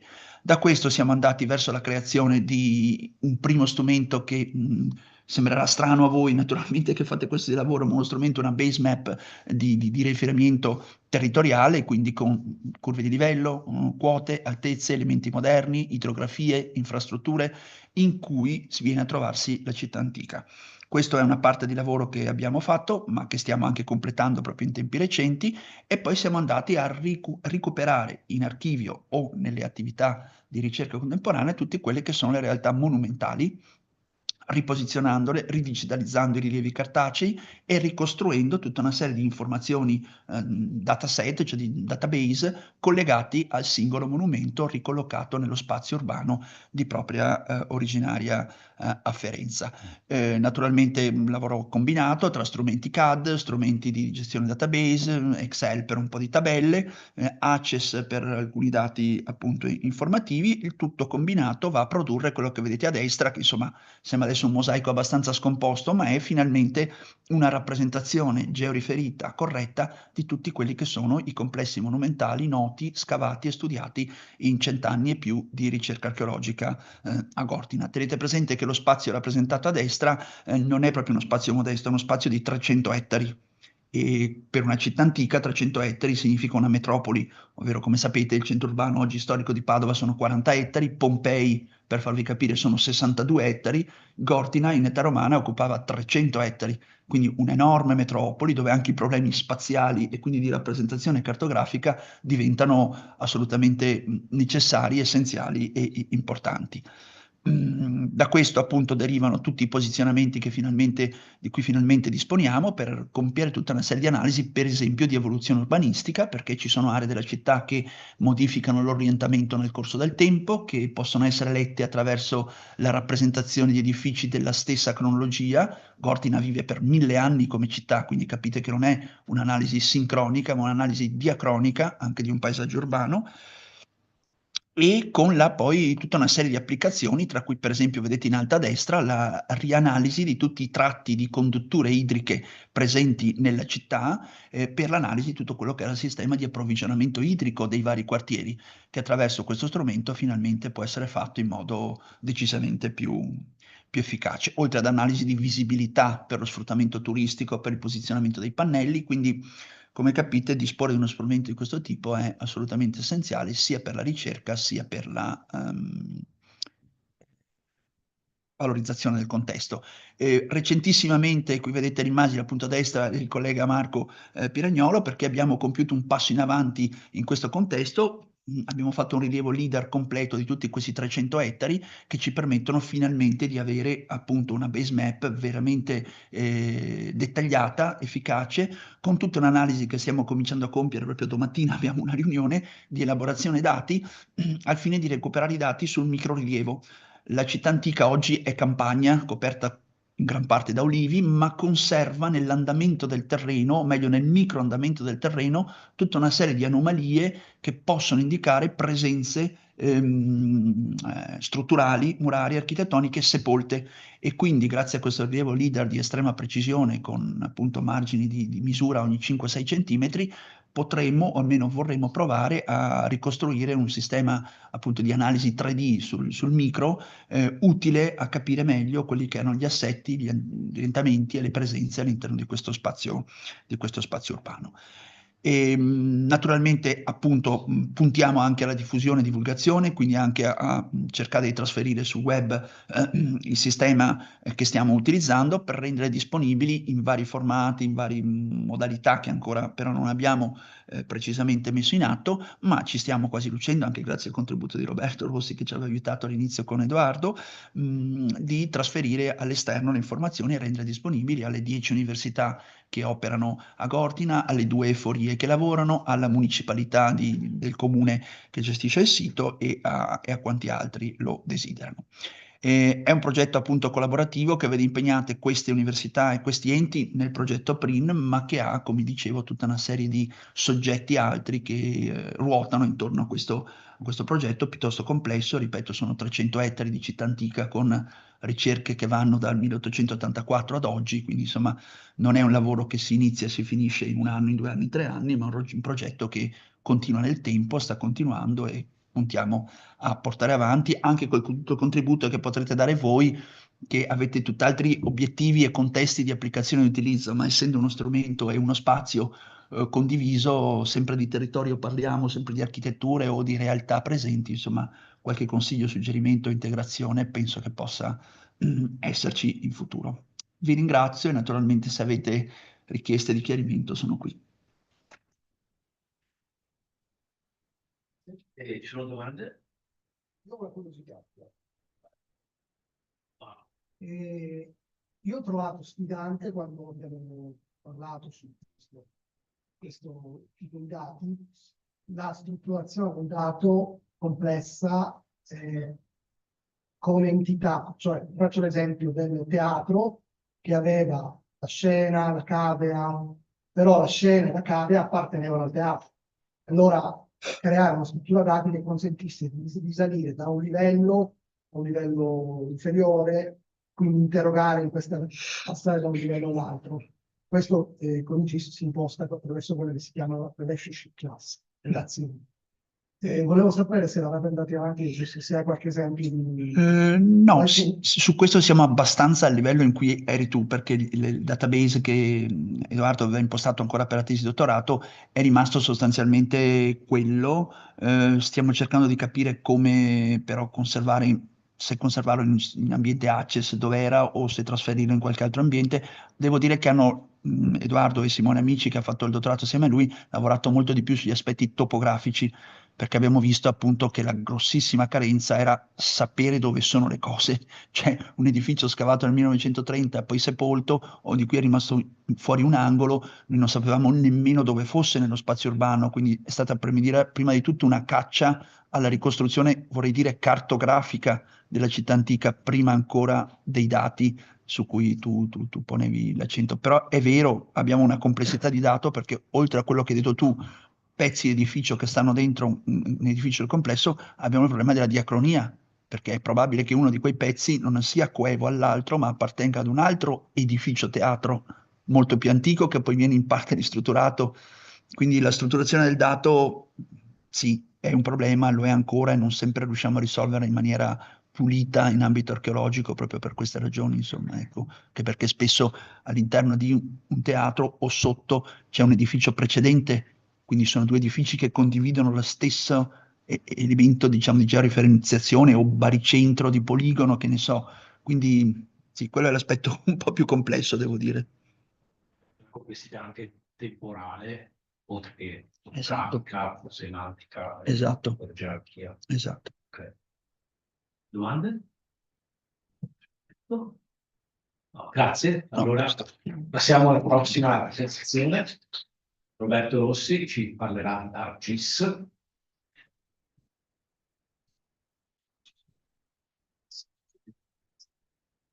Sono editori dell'inglese, sono italiano. Penso sia proprio in inglese. Sì. Ah, sì? Ragazzi, Ok. come vuoi, comunque slide sono esatto. Io sono un po' più coraggioso di Jacopo, mi lanciano con l'inglese. I try to speak English also if my English is poorer than the Jacopo ones. Okay, that's my presentation. I'm talking about ArcGIS pipelines, which is a rather new tool. Condivido, that's right. No, è già Ah, già condiviso? E facciamo la modalità. No, vai schermo, va bene. Poi fai tu. Faccio io. Modalità normale. Questo. Duplica. Okay. ArcGIS Pipelines is quite a new tool, and okay.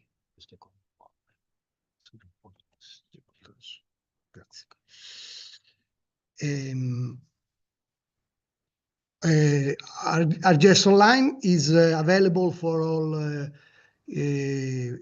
Padova University users, including students, via single sign-on. So now we can access via single sign-on. Everyone can use it. Here you access by the URL rgs.com. Then you go to your ArcGIS URL.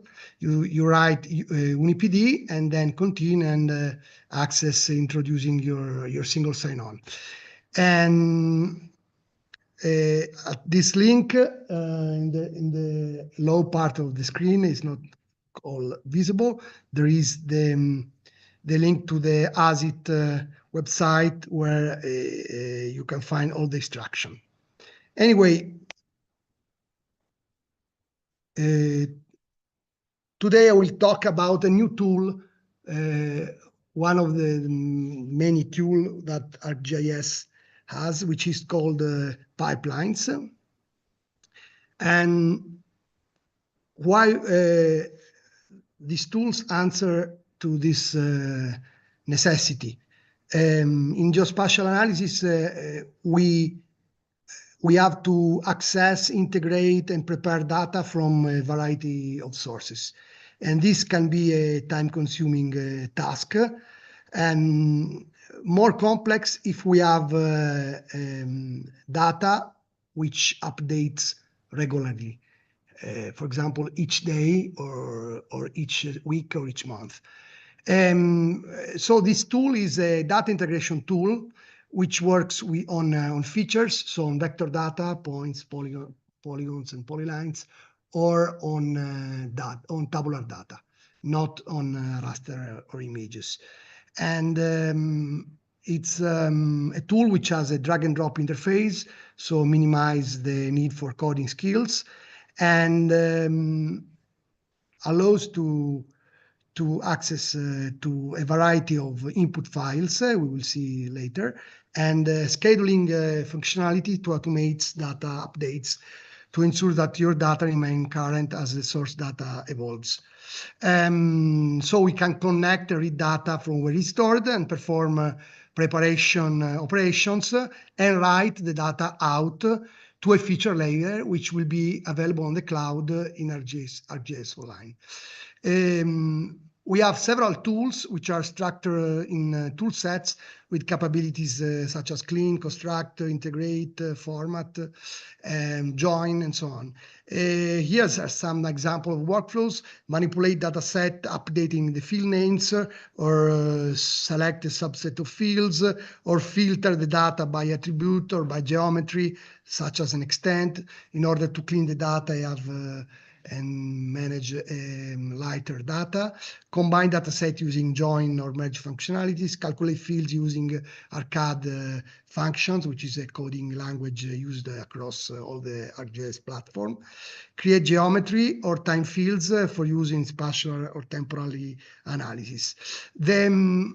The structure of the software is it's software as a service. It's a service we use online. It's very simple. We have an input to load data into the data pipeline for downstream processing with several input sources available.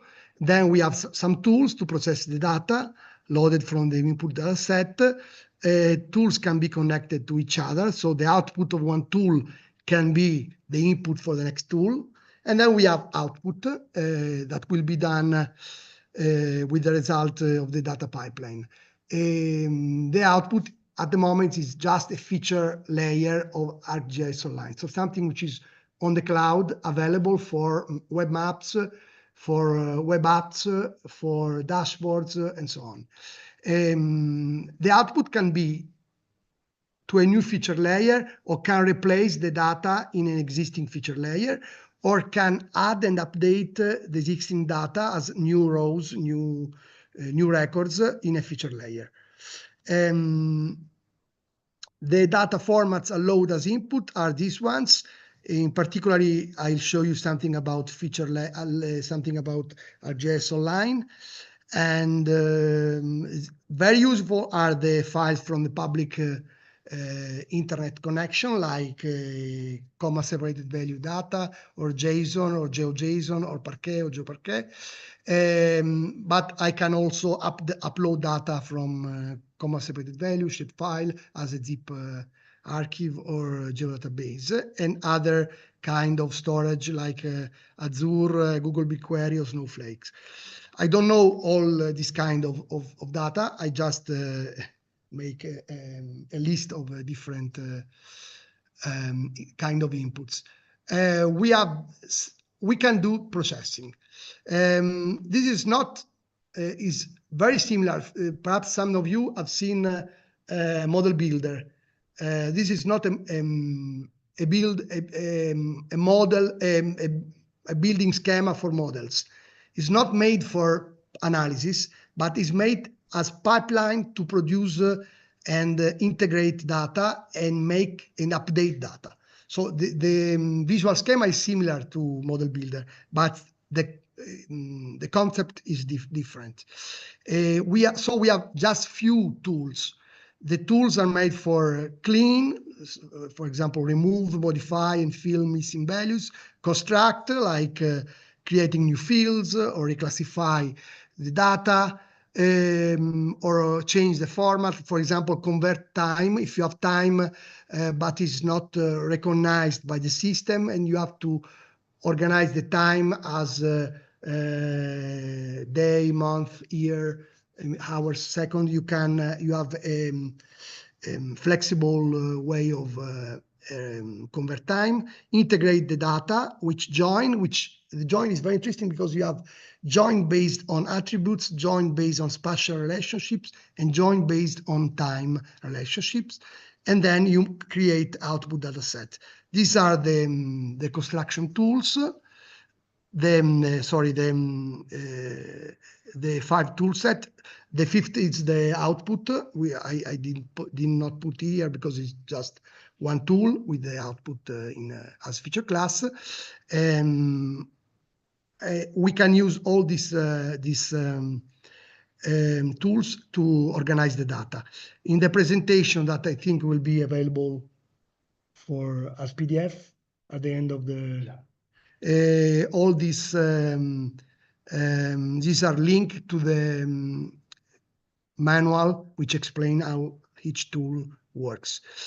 The interesting thing is that we can schedule all these tools, so we can automate the running of a data pipeline. Task can be scheduled using a range of intervals from every 50 minutes to, you see, from minutes, 50 minutes to hour, day, week, or month. So each task can be repeated. For example, here you see on the right a task I scheduled to be run every day at 9 o'clock. So every day at 9 o'clock, the task run and pick the data, updates the feature layer. Results of previous run can be viewed and include the output layers and message return. So if I can have information, warnings, and errors. I will show now an application made with Professor Poli of Geoscience department. He made this data processing to search for source of surface wave, which are seismic signals, at frequencies from 0.01 to 0.05 hertz in order to reveal unknown glacier dynamics, volcanic activity, landslides, and regular earthquakes located in remote areas of the planet, which are not recorded by normal seismic network. So there is a processing step. He picks the data daily, pre-processing the data to homogenize the data, made a back projection of the data at a grid of 0.5 degrees, identification detection from stacked signals, and check if this event is already detected or not, and then creates a catalog as a comma separated value. Here you have the catalog I downloaded. It's just published in as a comma separated value data daily, okay, in a server. What we can do with this data pipeline is to pick this data and create this very simple pipeline, which create a point geometry and replace daily the previous feature layer, which feature layer is inside a web map. The web map is inside a monitoring dashboard. This is the monitoring dashboard. I can show you. Okay, global detection. This is an excuse just to show you ArcGIS dashboard, which are very funny and very amazing tools in which you can monitor events like this. You see, we have a map, we have the numbers, the number of events, some data about the average magnitude, the maximum magnitude, the list, and clicking on the list, we can see where the event is collocated, si può dire? Located, thank you. We have also a graph where we can just see the new event or the known event. And here another graph where we can just see where is the event based on time or on magnitude. Okay, and zooming on a part of the graph, all the data update showing just the data referred to the place to the event that is in the graph. We can reset the graph when we want. This is one dashboard made using the data pipeline. And the dashboard are we can consume the dashboard also by smartphones. So this is the view that we have using desktop, but we can have also use it also by smartphone. Then I have another example. This is an example working on data by ARPAV. I showed you something last year in to the Gisday. Here we have, for example, the points of the feature layer containing the stations, the rain gauge stations, which is which contains just the station, not the data. And we have the data that change each day, that change daily. And the data is published by ARPAV server with a comma separated value URL, and we can join using the code of the station, the data, and replace the station, replace the feature layer. The result is this dashboard where we can query the station, the rain gauge station. Here, yesterday, this is data which update the daily, referring to the day before rain. Okay, so yesterday there was not so much rain in Veneto, but here we have you see the single station, and we can locate the station, the rain gauge. Here we have also some link to other data, like a graph with 3 days precipitation. We can also download the comma separated value data with all the details, 1 hour details, 30-minute details, and access also to the 60 days rain. Okay.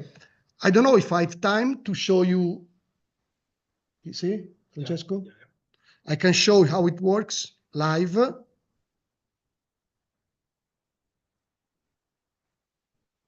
So this is the ArcGIS screen of our university. We go inside, so everyone can access using single sign-on. We go into data pipeline. Here I find all my works, all my pipelines. I have also some very complicated ones. I can manage the scheduling, so I can just see when is the next running time and change the scheduling of each pipeline. I can simply create a new pipeline. For example, I show you how to create the ones of the rain gauge.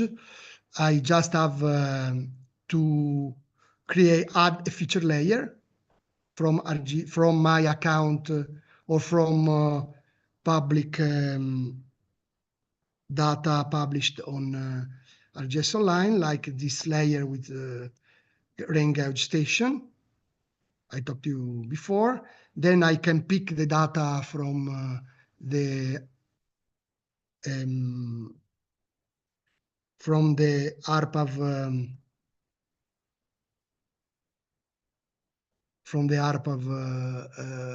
server. Here I found the precipitation or the temperature. Okay. I look for the data. Here you have the data, the comma separated data. I copy the URL. Then I go here and I add a public URL.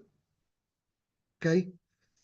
Which is automatically recognized as a comma separated value format. I can add it. I can rename if the name is not good.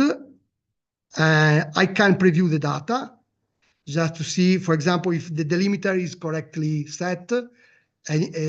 Otherwise, I can change the delimiter. So it tries to ask to the server the data and take a look if the data is correctly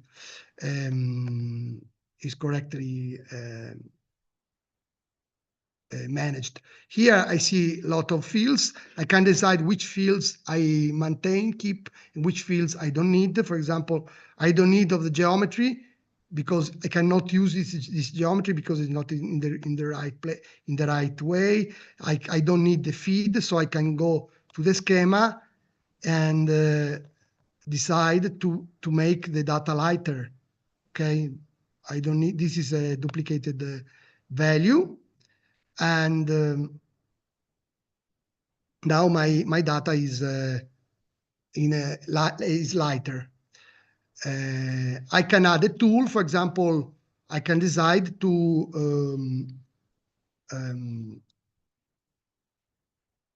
remove some fields.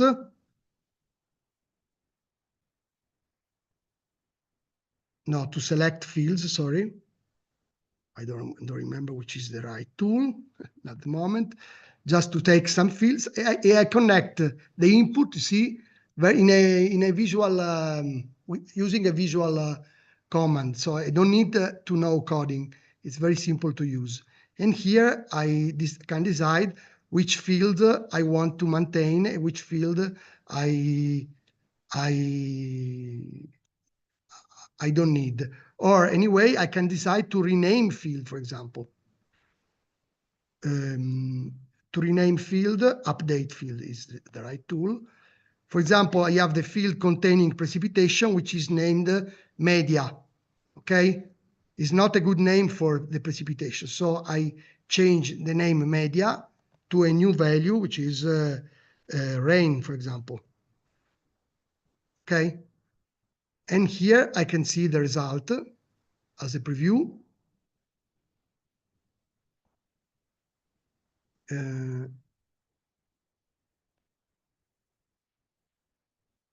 Okay, I don't need this one. You can see the result as a preview. Now the field which was media is called rain. And then I can make the join, and I can make the join and then produce the output. And then produce the output and create the feature layer, and from the feature layer create the map and then the dashboard. Okay, what's next? I leave you some useful links where you can find some documentation about the tool, also webinars and tutorial and learn course of 1 hour, some frequent asked questions and some topics on the blog. What's next? There is a really interesting article on the ArcGIS blog, which is called 7 Ways to Integrate Data, where you find some information about data pipelines, but something more to go further, which are Python libraries using notebooks. You can add notebooks in ArcGIS ambiente, come si dice? ArcGIS environment, thank you, in 2 places, in the desktop, in ArcGIS Pro, but also online. In ArcGIS Online, you have notebooks, and you can create even more complex and flexible analysis, data integration, and produce and schedule this data integration to manage your data. If you have questions, I'm here. Thank you, Roberto. Any questions for Roberto? Any questions about ArcGIS Online? Also, yes, on the pipelines or even on the environment. Probably Roberto is the reference of for the campus license of ArcGIS, right? So we have several licenses at campus for the whole campus, so students and researchers can access. We also have licenses, campus licenses, or other software as well. But ArcGIS was one of the first that At this link you find the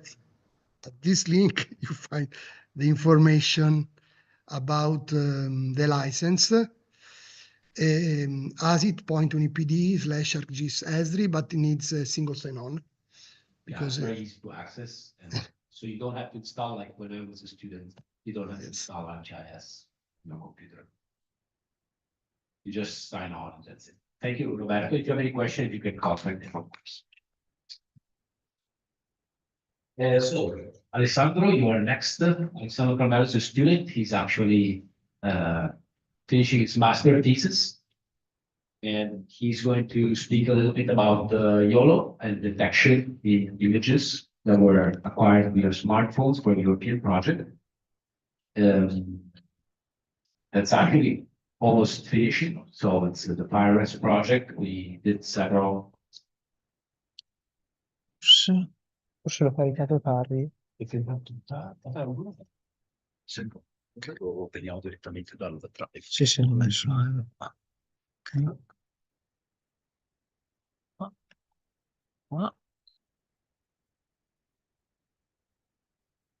Ciao, ciao, ciao, ciao.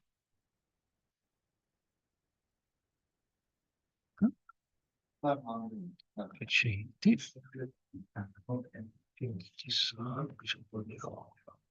Gisday Pro.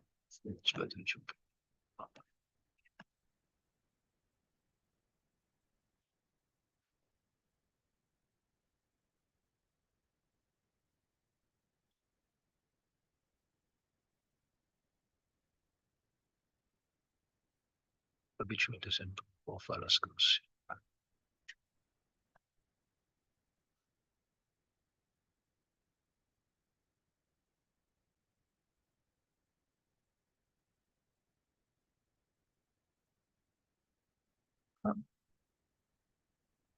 Andiamo in modalità.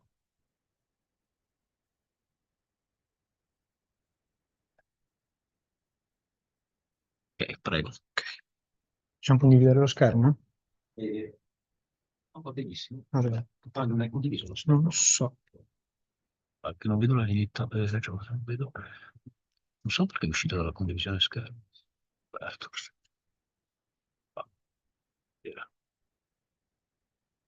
Ok.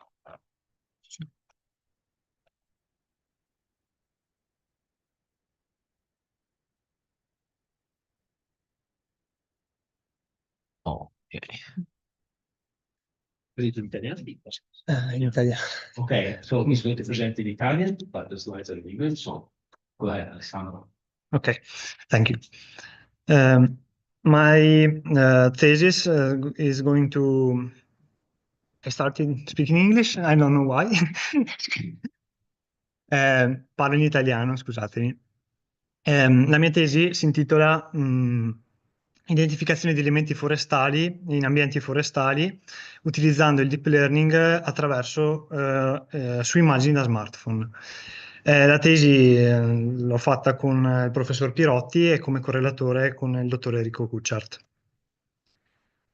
Diciamo che questo lavoro prende spunto da una sfida che è in corso, nel senso di identificare all'interno delle immagini degli elementi che possono fornire informazioni utili. In particolare le immagini che ho trattato sono immagini forestali, di ambienti forestali, quindi boschi, foreste. Questo perché? Perché in prevenzione degli incendi boschivi è molto importante capire la quantità di elementi che vi sono presenti, se vi è presente lettiera erbacea, arbusti piuttosto che piante arboree e quali di questi elementi siano presenti. Altri studi portati avanti da Scott e Burgan e Aragoneses studiano proprio il comportamento del fuoco sulla base di questi elementi che sono presenti nelle foreste. E nello specifico Aragoneses ha creato una mappa su scala paneuropea con un'accuratezza di 1 chilometro, quindi pixel di 1 chilometro, dove sono contenute le informazioni degli elementi forestali per ogni pixel per determinare un possibile comportamento del fuoco in caso di incendio boschivo. Andando ancora ad approfondire questo argomento, il progetto FireRes ha interpolato dati di copertura del suolo e altri dati satellitari con informazioni del combustibile forestale per ottenere dei raster con una risoluzione spaziale molto più dettagliata, cioè di dimensioni di un ettaro, per permettere la creazione di dei modelli di propagazione del fuoco molto accurati. Questi dati però ovviamente non sono esenti da errori, in quanto il satellite non può essere così preciso e così accurato. Quindi per validare i dati è stata messa in piedi un'altra applicazione che è sempre dal progetto FRS, chiamata FRS GeoCatch App, che permette da utilizzatori comuni di scattare fotografie georeferenziate in campo e associando quindi per ogni pixel alcune immagini di ambienti forestali, in modo tale da capire realmente la tipologia di combustibile forestale che è presente in quella determinata area. Quindi questo lavoro appunto è sviluppato attorno a questo e la sfida è proprio di testare l'intelligenza artificiale a riconoscere automaticamente questi elementi all'interno di immagini prese con lo smartphone. Quindi passando dall'immagine scattata da qualsiasi utente in campo, elaborata attraverso l'intelligenza artificiale per fornire un risultato determinando la tipologia di combustibile che ci troviamo di fronte. Nello specifico per questo lavoro, per semplificare diciamo, il tutto, intanto sono state individuate 4 classi tra latifoglie e conifere per distinguere intanto questi 2 elementi fondamentalmente. L'area di studio è appunto su scala europea. Parte delle immagini sono state scattate da me personalmente in campo nelle prealpi vicentine, quindi in queste zone, comunque in foresta di faggete e peccete, e altre immagini invece sono state prese dal Geocache Online Viewer, che è proprio quello che anticipavo prima, questa piattaforma che raccoglie tutte queste immagini scattate da svariati utenti in tutta Europa. Per ottenere il risultato voluto, inizialmente si è dovuto, una volta scelte e scattate le immagini, segmentarle manualmente grazie all'appoggio di una piattaforma online RoboFlow, suddividendo appunto, come anticipavo, in 4 classi. E, ad esempio qua vediamo un'immagine siamo in faggeta qua, quindi sono stati divisi, segmentati i tronchi di latifoglia e la rispettiva lettiera, e sotto abbiamo una pecceta, quindi una foresta di conifere, quindi abbiamo segmentato i fusti separandoli dalla lettiera. Sono state raccolte appunto 177 immagini in totale così divise, 105 per la fase di addestramento di un modello di intelligenza artificiale, 31 immagini di validation e tutte queste prime immagini sono state scattate da me personalmente in campo, mentre le immagini di test sono state prelevate, come anticipavo, dal progetto, dall'online viewer, visto in precedenza. La fase di addestramento, validazione e test è stata fatta attraverso YOLO V8, utilizzando una macchina virtuale remota ad alte prestazioni, dato che queste elaborazioni richiedono un'elevata potenza computazionale. E per delineare le linee di comando si è impiegato RStudio utilizzando il linguaggio Python. I risultati ottenuti mostrano ogni riga della tabella identifica un modello, da nano segmentation a extra large segmentation, non sono altro che dei modelli impiegati che hanno diverse caratteristiche a livello di prestazioni. Ad esempio la nano segmentation è molto più approssimativa nell'elaborare le immagini, mentre l'extra large richiede dei tempi molto più lunghi per elaborare le immagini, fino a una decina di ore, però abbiamo dei risultati molto più attendibili. Nonostante queste prestazioni, quella che ha risposto meglio alle immagini utilizzate in questo caso è la large segmentation, con un centinaio di epoche di addestramento, ottenendo un punteggio di F1 score, che sarebbe un bilanciamento tra precisione e sensibilità del modello, di 0,24. E per evidenziare molto meglio i risultati, si può osservare la matrice di confusione, che confronta praticamente quello che il modello è riuscito a rilevare rispetto a quello che effettivamente che è stato indicato in fase di segmentazione essere. Mi spiego meglio. Nella diagonale troviamo tutti i valori che il modello è riuscito a riconoscere effettivamente. Quindi, ad esempio, se in fase di segmentazione io ho indicato che questo era un fusto di latifoglia, il modello me lo riconosce effettivamente come un fusto di latifoglia. Però qua viene evidenziato come 45 fusti di latifoglia siano in realtà stati identificati come fusti di conifera. Qui è un esempio di un'immagine ottenuta appunto utilizzando il modello realizzato, dove l'identificazione è avvenuta erratamente. Altri elementi invece sono stati classificati come background, ovvero il modello non è riuscito a identificare nessuna pianta e l'ha automaticamente classificata come sfondo, diciamo. Come mai? Perché le immagini di test, diciamo, sono state scattate in condizioni completamente diverse rispetto a quelle utilizzate per l'addestramento, in termini di stagionalità, illuminazione, condizioni meteo differenti. Quindi sicuramente nella fase di addestramento potevano essere inserite immagini differenti e condizioni maggiormente differenti. E inoltre, come si può notare da questa immagine che ho portato qua, le immagini di addestramento sono state segmentate, diciamo, anche comprendendo oggetti che non sono rappresentativi. Quindi sarebbe stato meglio probabilmente utilizzare quegli elementi più vicini, più illuminati, perché qua abbiamo dei tronchi comunque che sono una colorazione molto scura e difficilmente l'intelligenza artificiale riesce ad apprendere qualche informazione utile. Quindi in conclusione, come anticipavo, segmentare elementi includendo immagini diverse sia in estate che in inverno e condizioni di luce differenze potrebbe migliorare insomma, le performance del modello sicuramente nel riconoscimento. E parte degli errori di omissione, ovvero quelli dove il modello classifica gli elementi e non riesce a rilevarli, quindi li classifica come background, possono essere causati appunto dalla scarsa qualità dell'immagine, dalla scarsa qualità di luce. E quindi questo lavoro, diciamo, si proponeva cioè si è proposto di provare a questo metodo di identificazione del combustibile forestale, ma sicuramente deve essere molto sviluppato e portato avanti con database di immagini molto più vari, molto più vasti, e però offre una base di partenza per il monitoraggio del combustibile forestale. Ecco. Grazie. Grazie. Poi passiamo alle domande. Io ho subito la domanda. Quindi quell'immagine che hai fatto vedere scura era di training. Di training, sì, è scattata da me.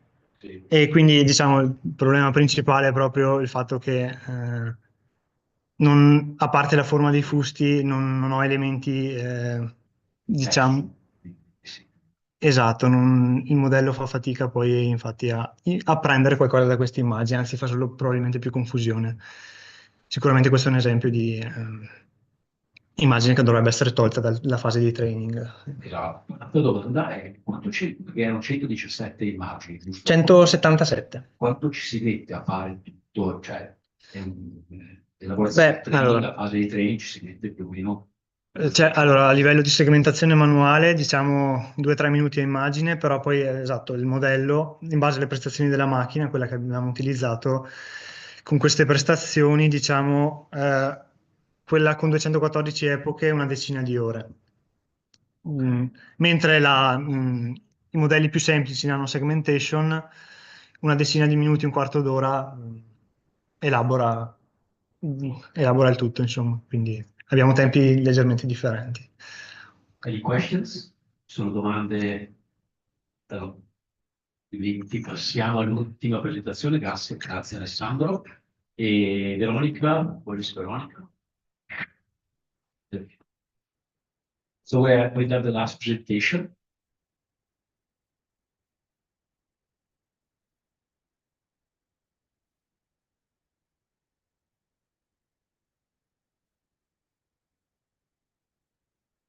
L'hai caricato?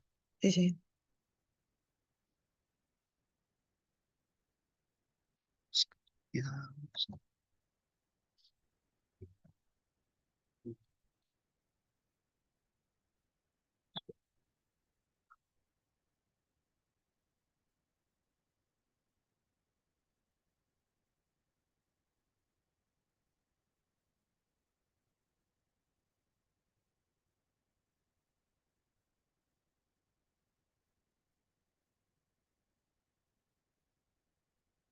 Okay, bye.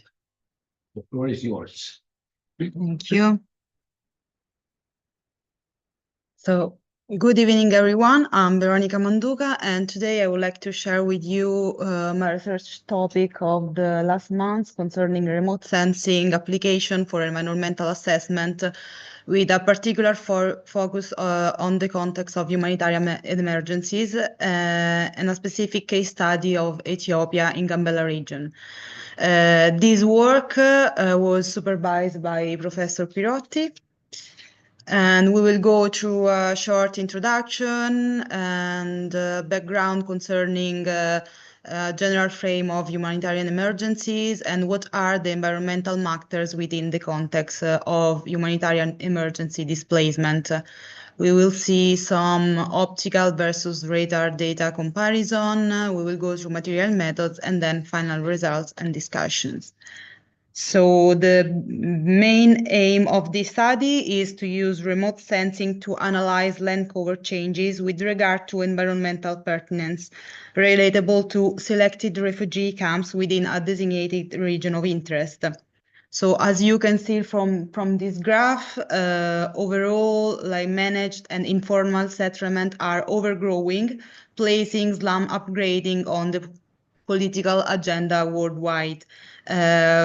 Because the effect of migrants on both source and destination communities and ecosystem must be addressed due to the significant expansion of the number of refugees and refugees camps in their size and longevity, in their impacts on natural resources, coupled with an improvement in remote sensing techniques to obtain environmental information has increased also the need for better information about the nature of those resources, their resilience, and the human demands.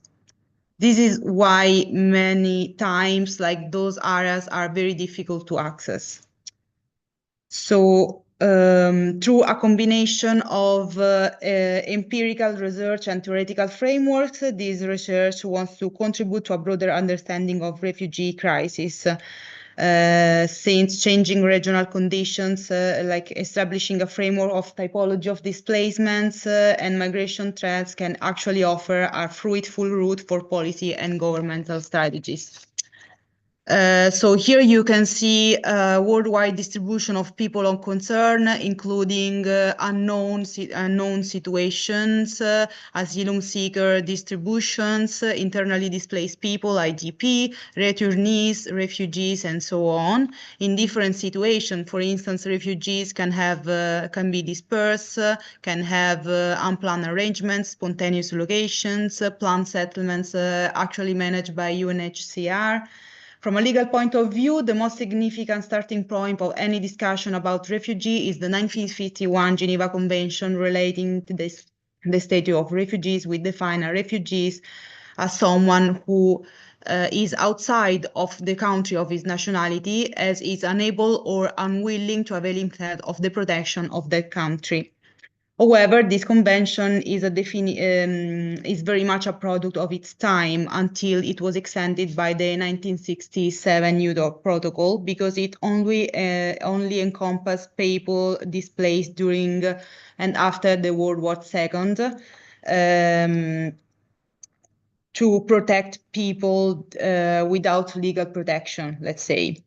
Subsequently, only in 1992, the United Nations adopted this convention, like the 1951 Convention and the 1967 Protocol relating to the status of refugees, to deliver the first handbook on procedures and criteria for determining the refugee status under these instruments, and counting over 100 states that have become parties to the convention, to the protocol, or both. So critical to all legal definition of refugees are the notion that if individual must cross or have crossed an international boundary to be considered refugees, that the causes of their displacement should be fundamentally political, environmental, or sociocultural, and they must have been access. They must have access to an official refugee determination procedure. So according to this convention, at the end of 2005, the larger refugee numbers worldwide were counted in Africa and Asia. And a further important element of this definition is the principle that in international law, refugee status is temporary as something that states confer on refugees for the period of a well-founded fear of persecution. So,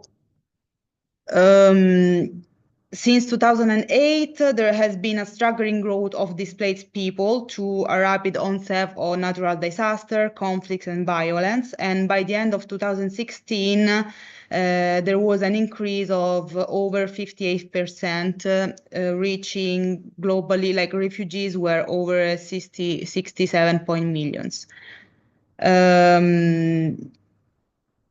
In parallel, like many, usually camps are meant to be temporary accommodation, but most of them have become long-term accommodation following the persistence of armed conflict, persecution, food insecurity, environmental degradation, poor governments, and all these factors. While for several decades, camps have been recognized as temporary spaces in which refugees may receive humanitarian relief and protection until a durable solution can be found to their situation, this can be referred to the traditional approach of camp design. So location often selected to isolate refugees from the local community, or decision regarding camp design and management made top-down. In contrast to there is this proposed new approach that take into account long-term permanence of refugees in the destination country, participatory solution, meaning that refugees and local community can actively participate in camp development and operations. So here we can see, however, how the landscape can change when there is a new camp opening. Land degradation to the rapid conversion of entire territories into long-lasting refugee camps and makeshift settlements is one of the most significant catalysts of environmental destruction occurring at a large scale, especially in recent times. Empirical studies suggest that deforestation followed by radical land use changes driven by anthropogenic activities and informal urbanization can have multiple negative impacts on the environment, hitting a series of ecological problems such as the greenhouse effect or environmental services decrease. Moreover, also the announcement of conflicts among hosting and hosted communities and ethnic groups may occur in both developed and developing countries, as the deforestation of the hillshade due to informal settlements can also cause adjuncting social tension between authorities, refugees, and villagers. So the environment and natural resources of the host community have been an emerging issue for the unwanted influx of refugees and its crisis in the present world, as temporary shelter are often built up near critically environmental sensitive areas. For instance, this camp that you can see in this picture is just nearby one of the biggest national parks of Ethiopia.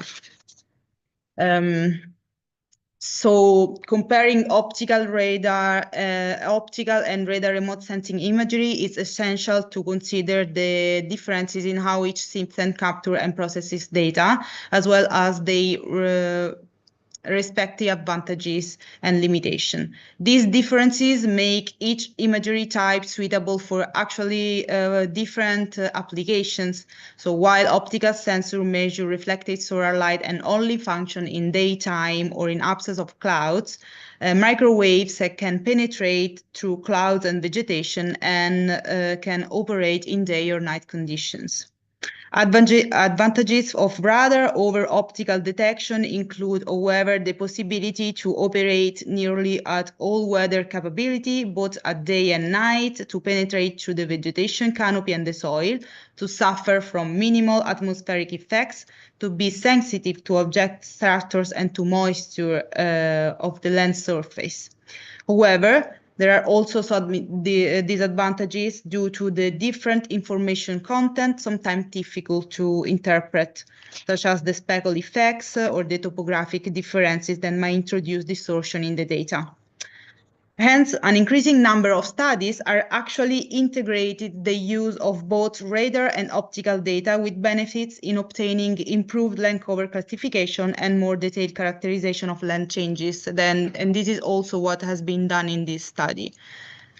So in this study, it was chosen to adhere to the traditional meaning of refugees and managed settlements in Africa under the UNHCR mandate. And as a result, certain groups such as returnees, internally displaced people, city slums, location of dispersed or informal settlements were left out of the selection processes.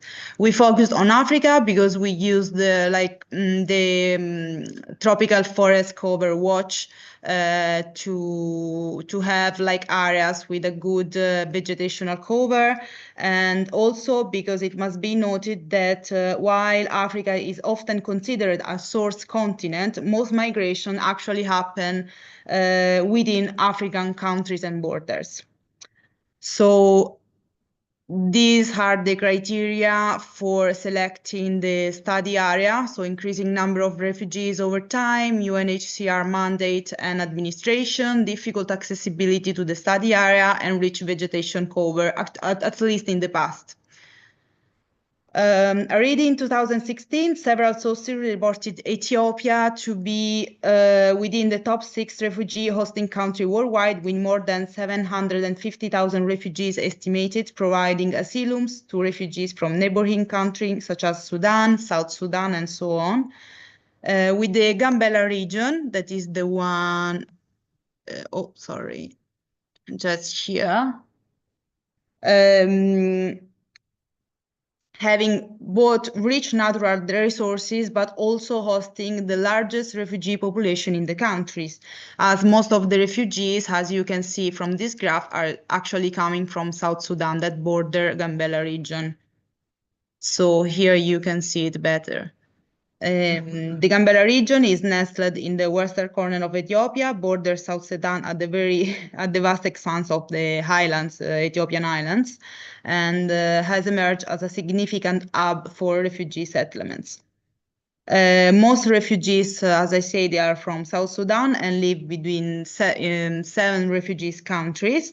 And due to its natural resources, it stands as a poignant emblem of the complex interplay between environmental challenges and humanitarian crisis. Therefore, the 4 biggest refugee camps of the Gambela region, Gweniyel, Terquidi, Jewi, and Kule, were selected to conduct the study. Camps boundaries have been plotted using QGIS tools to determine their extension, perimeter, and area. So here we can see Jewi camp that has an area of over 400 hectares. This one is Kule camps, over 600 hectares. This one is Tirkidi camp, over 1,000 hectares. This one is Gweniyel camp, over 600 hectares.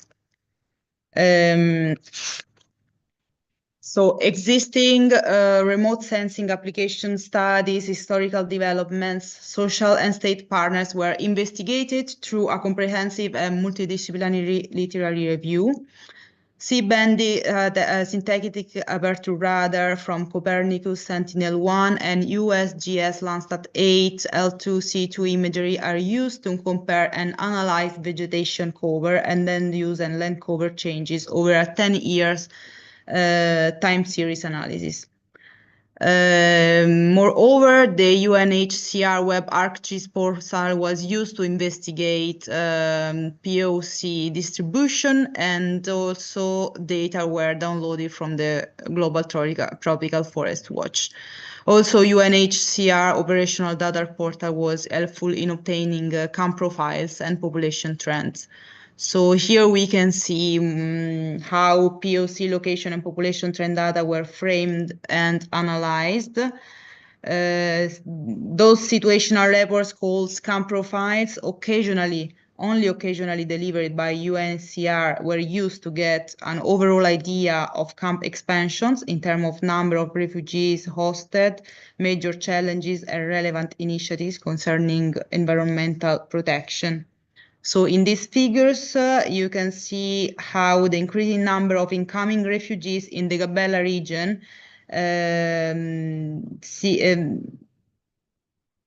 like it's overgrowing like every year.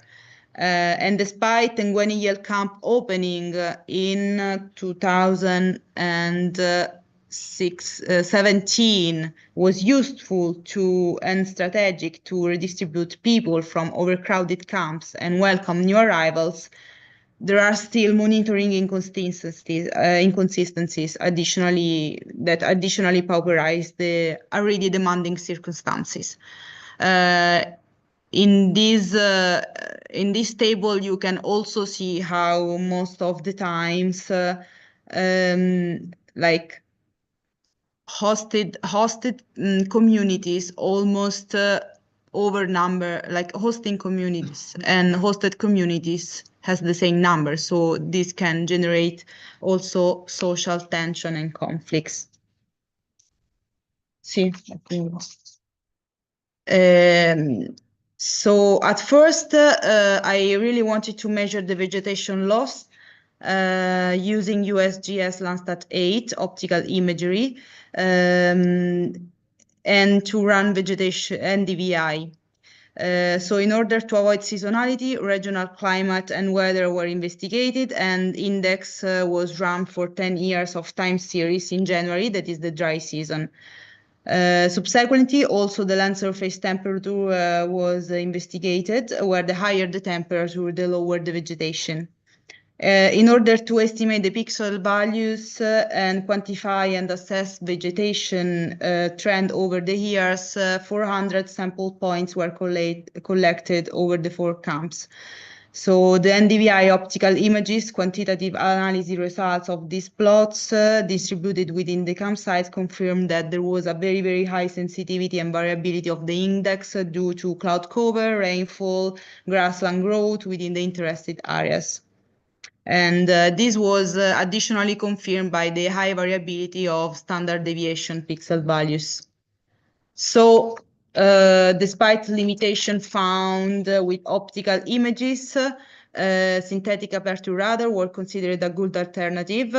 So Sentinel-1 mission provided data for dual polarization scene band. Each scenes can had a 10-meter resolution in this research, and but the main challenge was, how you can see from this map, the coverage of the band polarization. So in this case, we only had where is it? Yeah, we only had 2 chances: VV, vertical transmit, vertical receiving, and VH, vertical transmit, horizontal receiving. So in this area, there is not horizontal transmit polarization. So it could be very useful to integrate the 2 set of data, actually. So instead, while for optical data acquisition only happened for January, for SAR data acquisition, data gathering happened for entire year, so from the 1st of January to the 31st of December for all the years under study. So these are the like maximum VB and maximum VH polarization of GEWI maps results.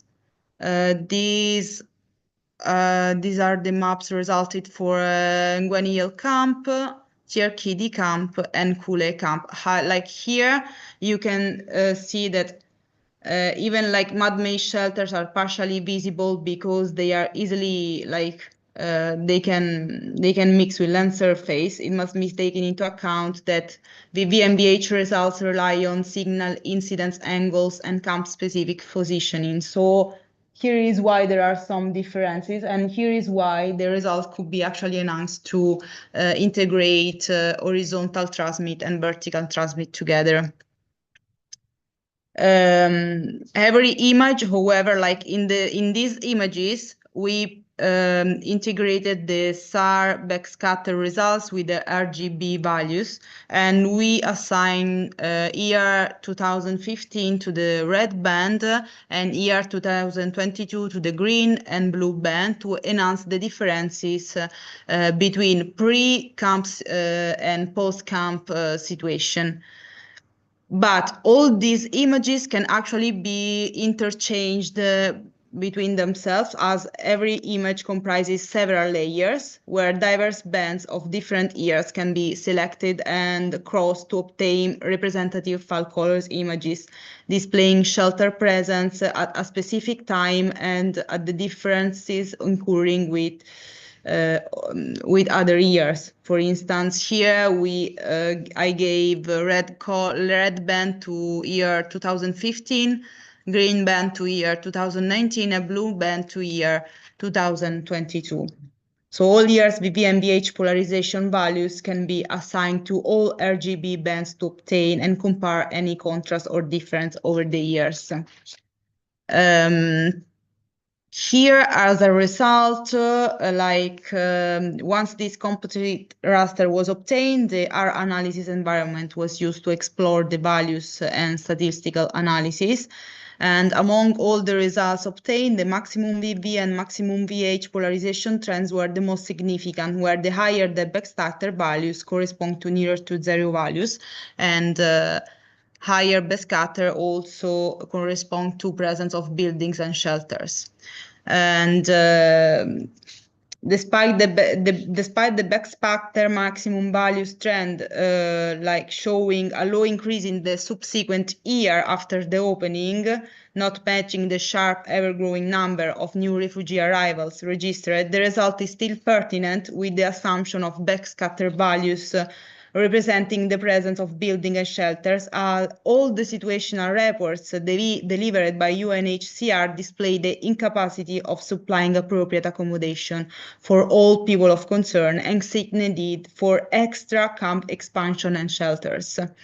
So here you can see that at the time of opening, there is actually a big difference among the pre and post camp situation. So as a conclusion, this study found a strong correlation between the trend of SAR backscatter values representing building and shelters and refugee population growth, paving the road for further investigation. Some prospective instruments that still represent a challenge for the future are for sure participatory GIS, voluntary geographic information, and citizen science. However, some studies investigate the political consequences of datafication in humanitarian development aid and suggest applying the principle of humanitarianism to data-driven operations. So the complexity of demands for successful upgrading project in spatial informal settlements need to be based on both quantitative mapping and qualitative citizen authority interaction in order to provide data and create a space for inclusive governance. Thank you everyone for the attention. Thank you. Any further questions to Veronica? Otherwise, you can find her in the lab in Chuzhou. She's working there. So thank you for being here until the last, and we can finish this Gisday. And of course, you can enjoy the posters. They will be out for a couple more days. And see you around. Thank you very much. Yeah.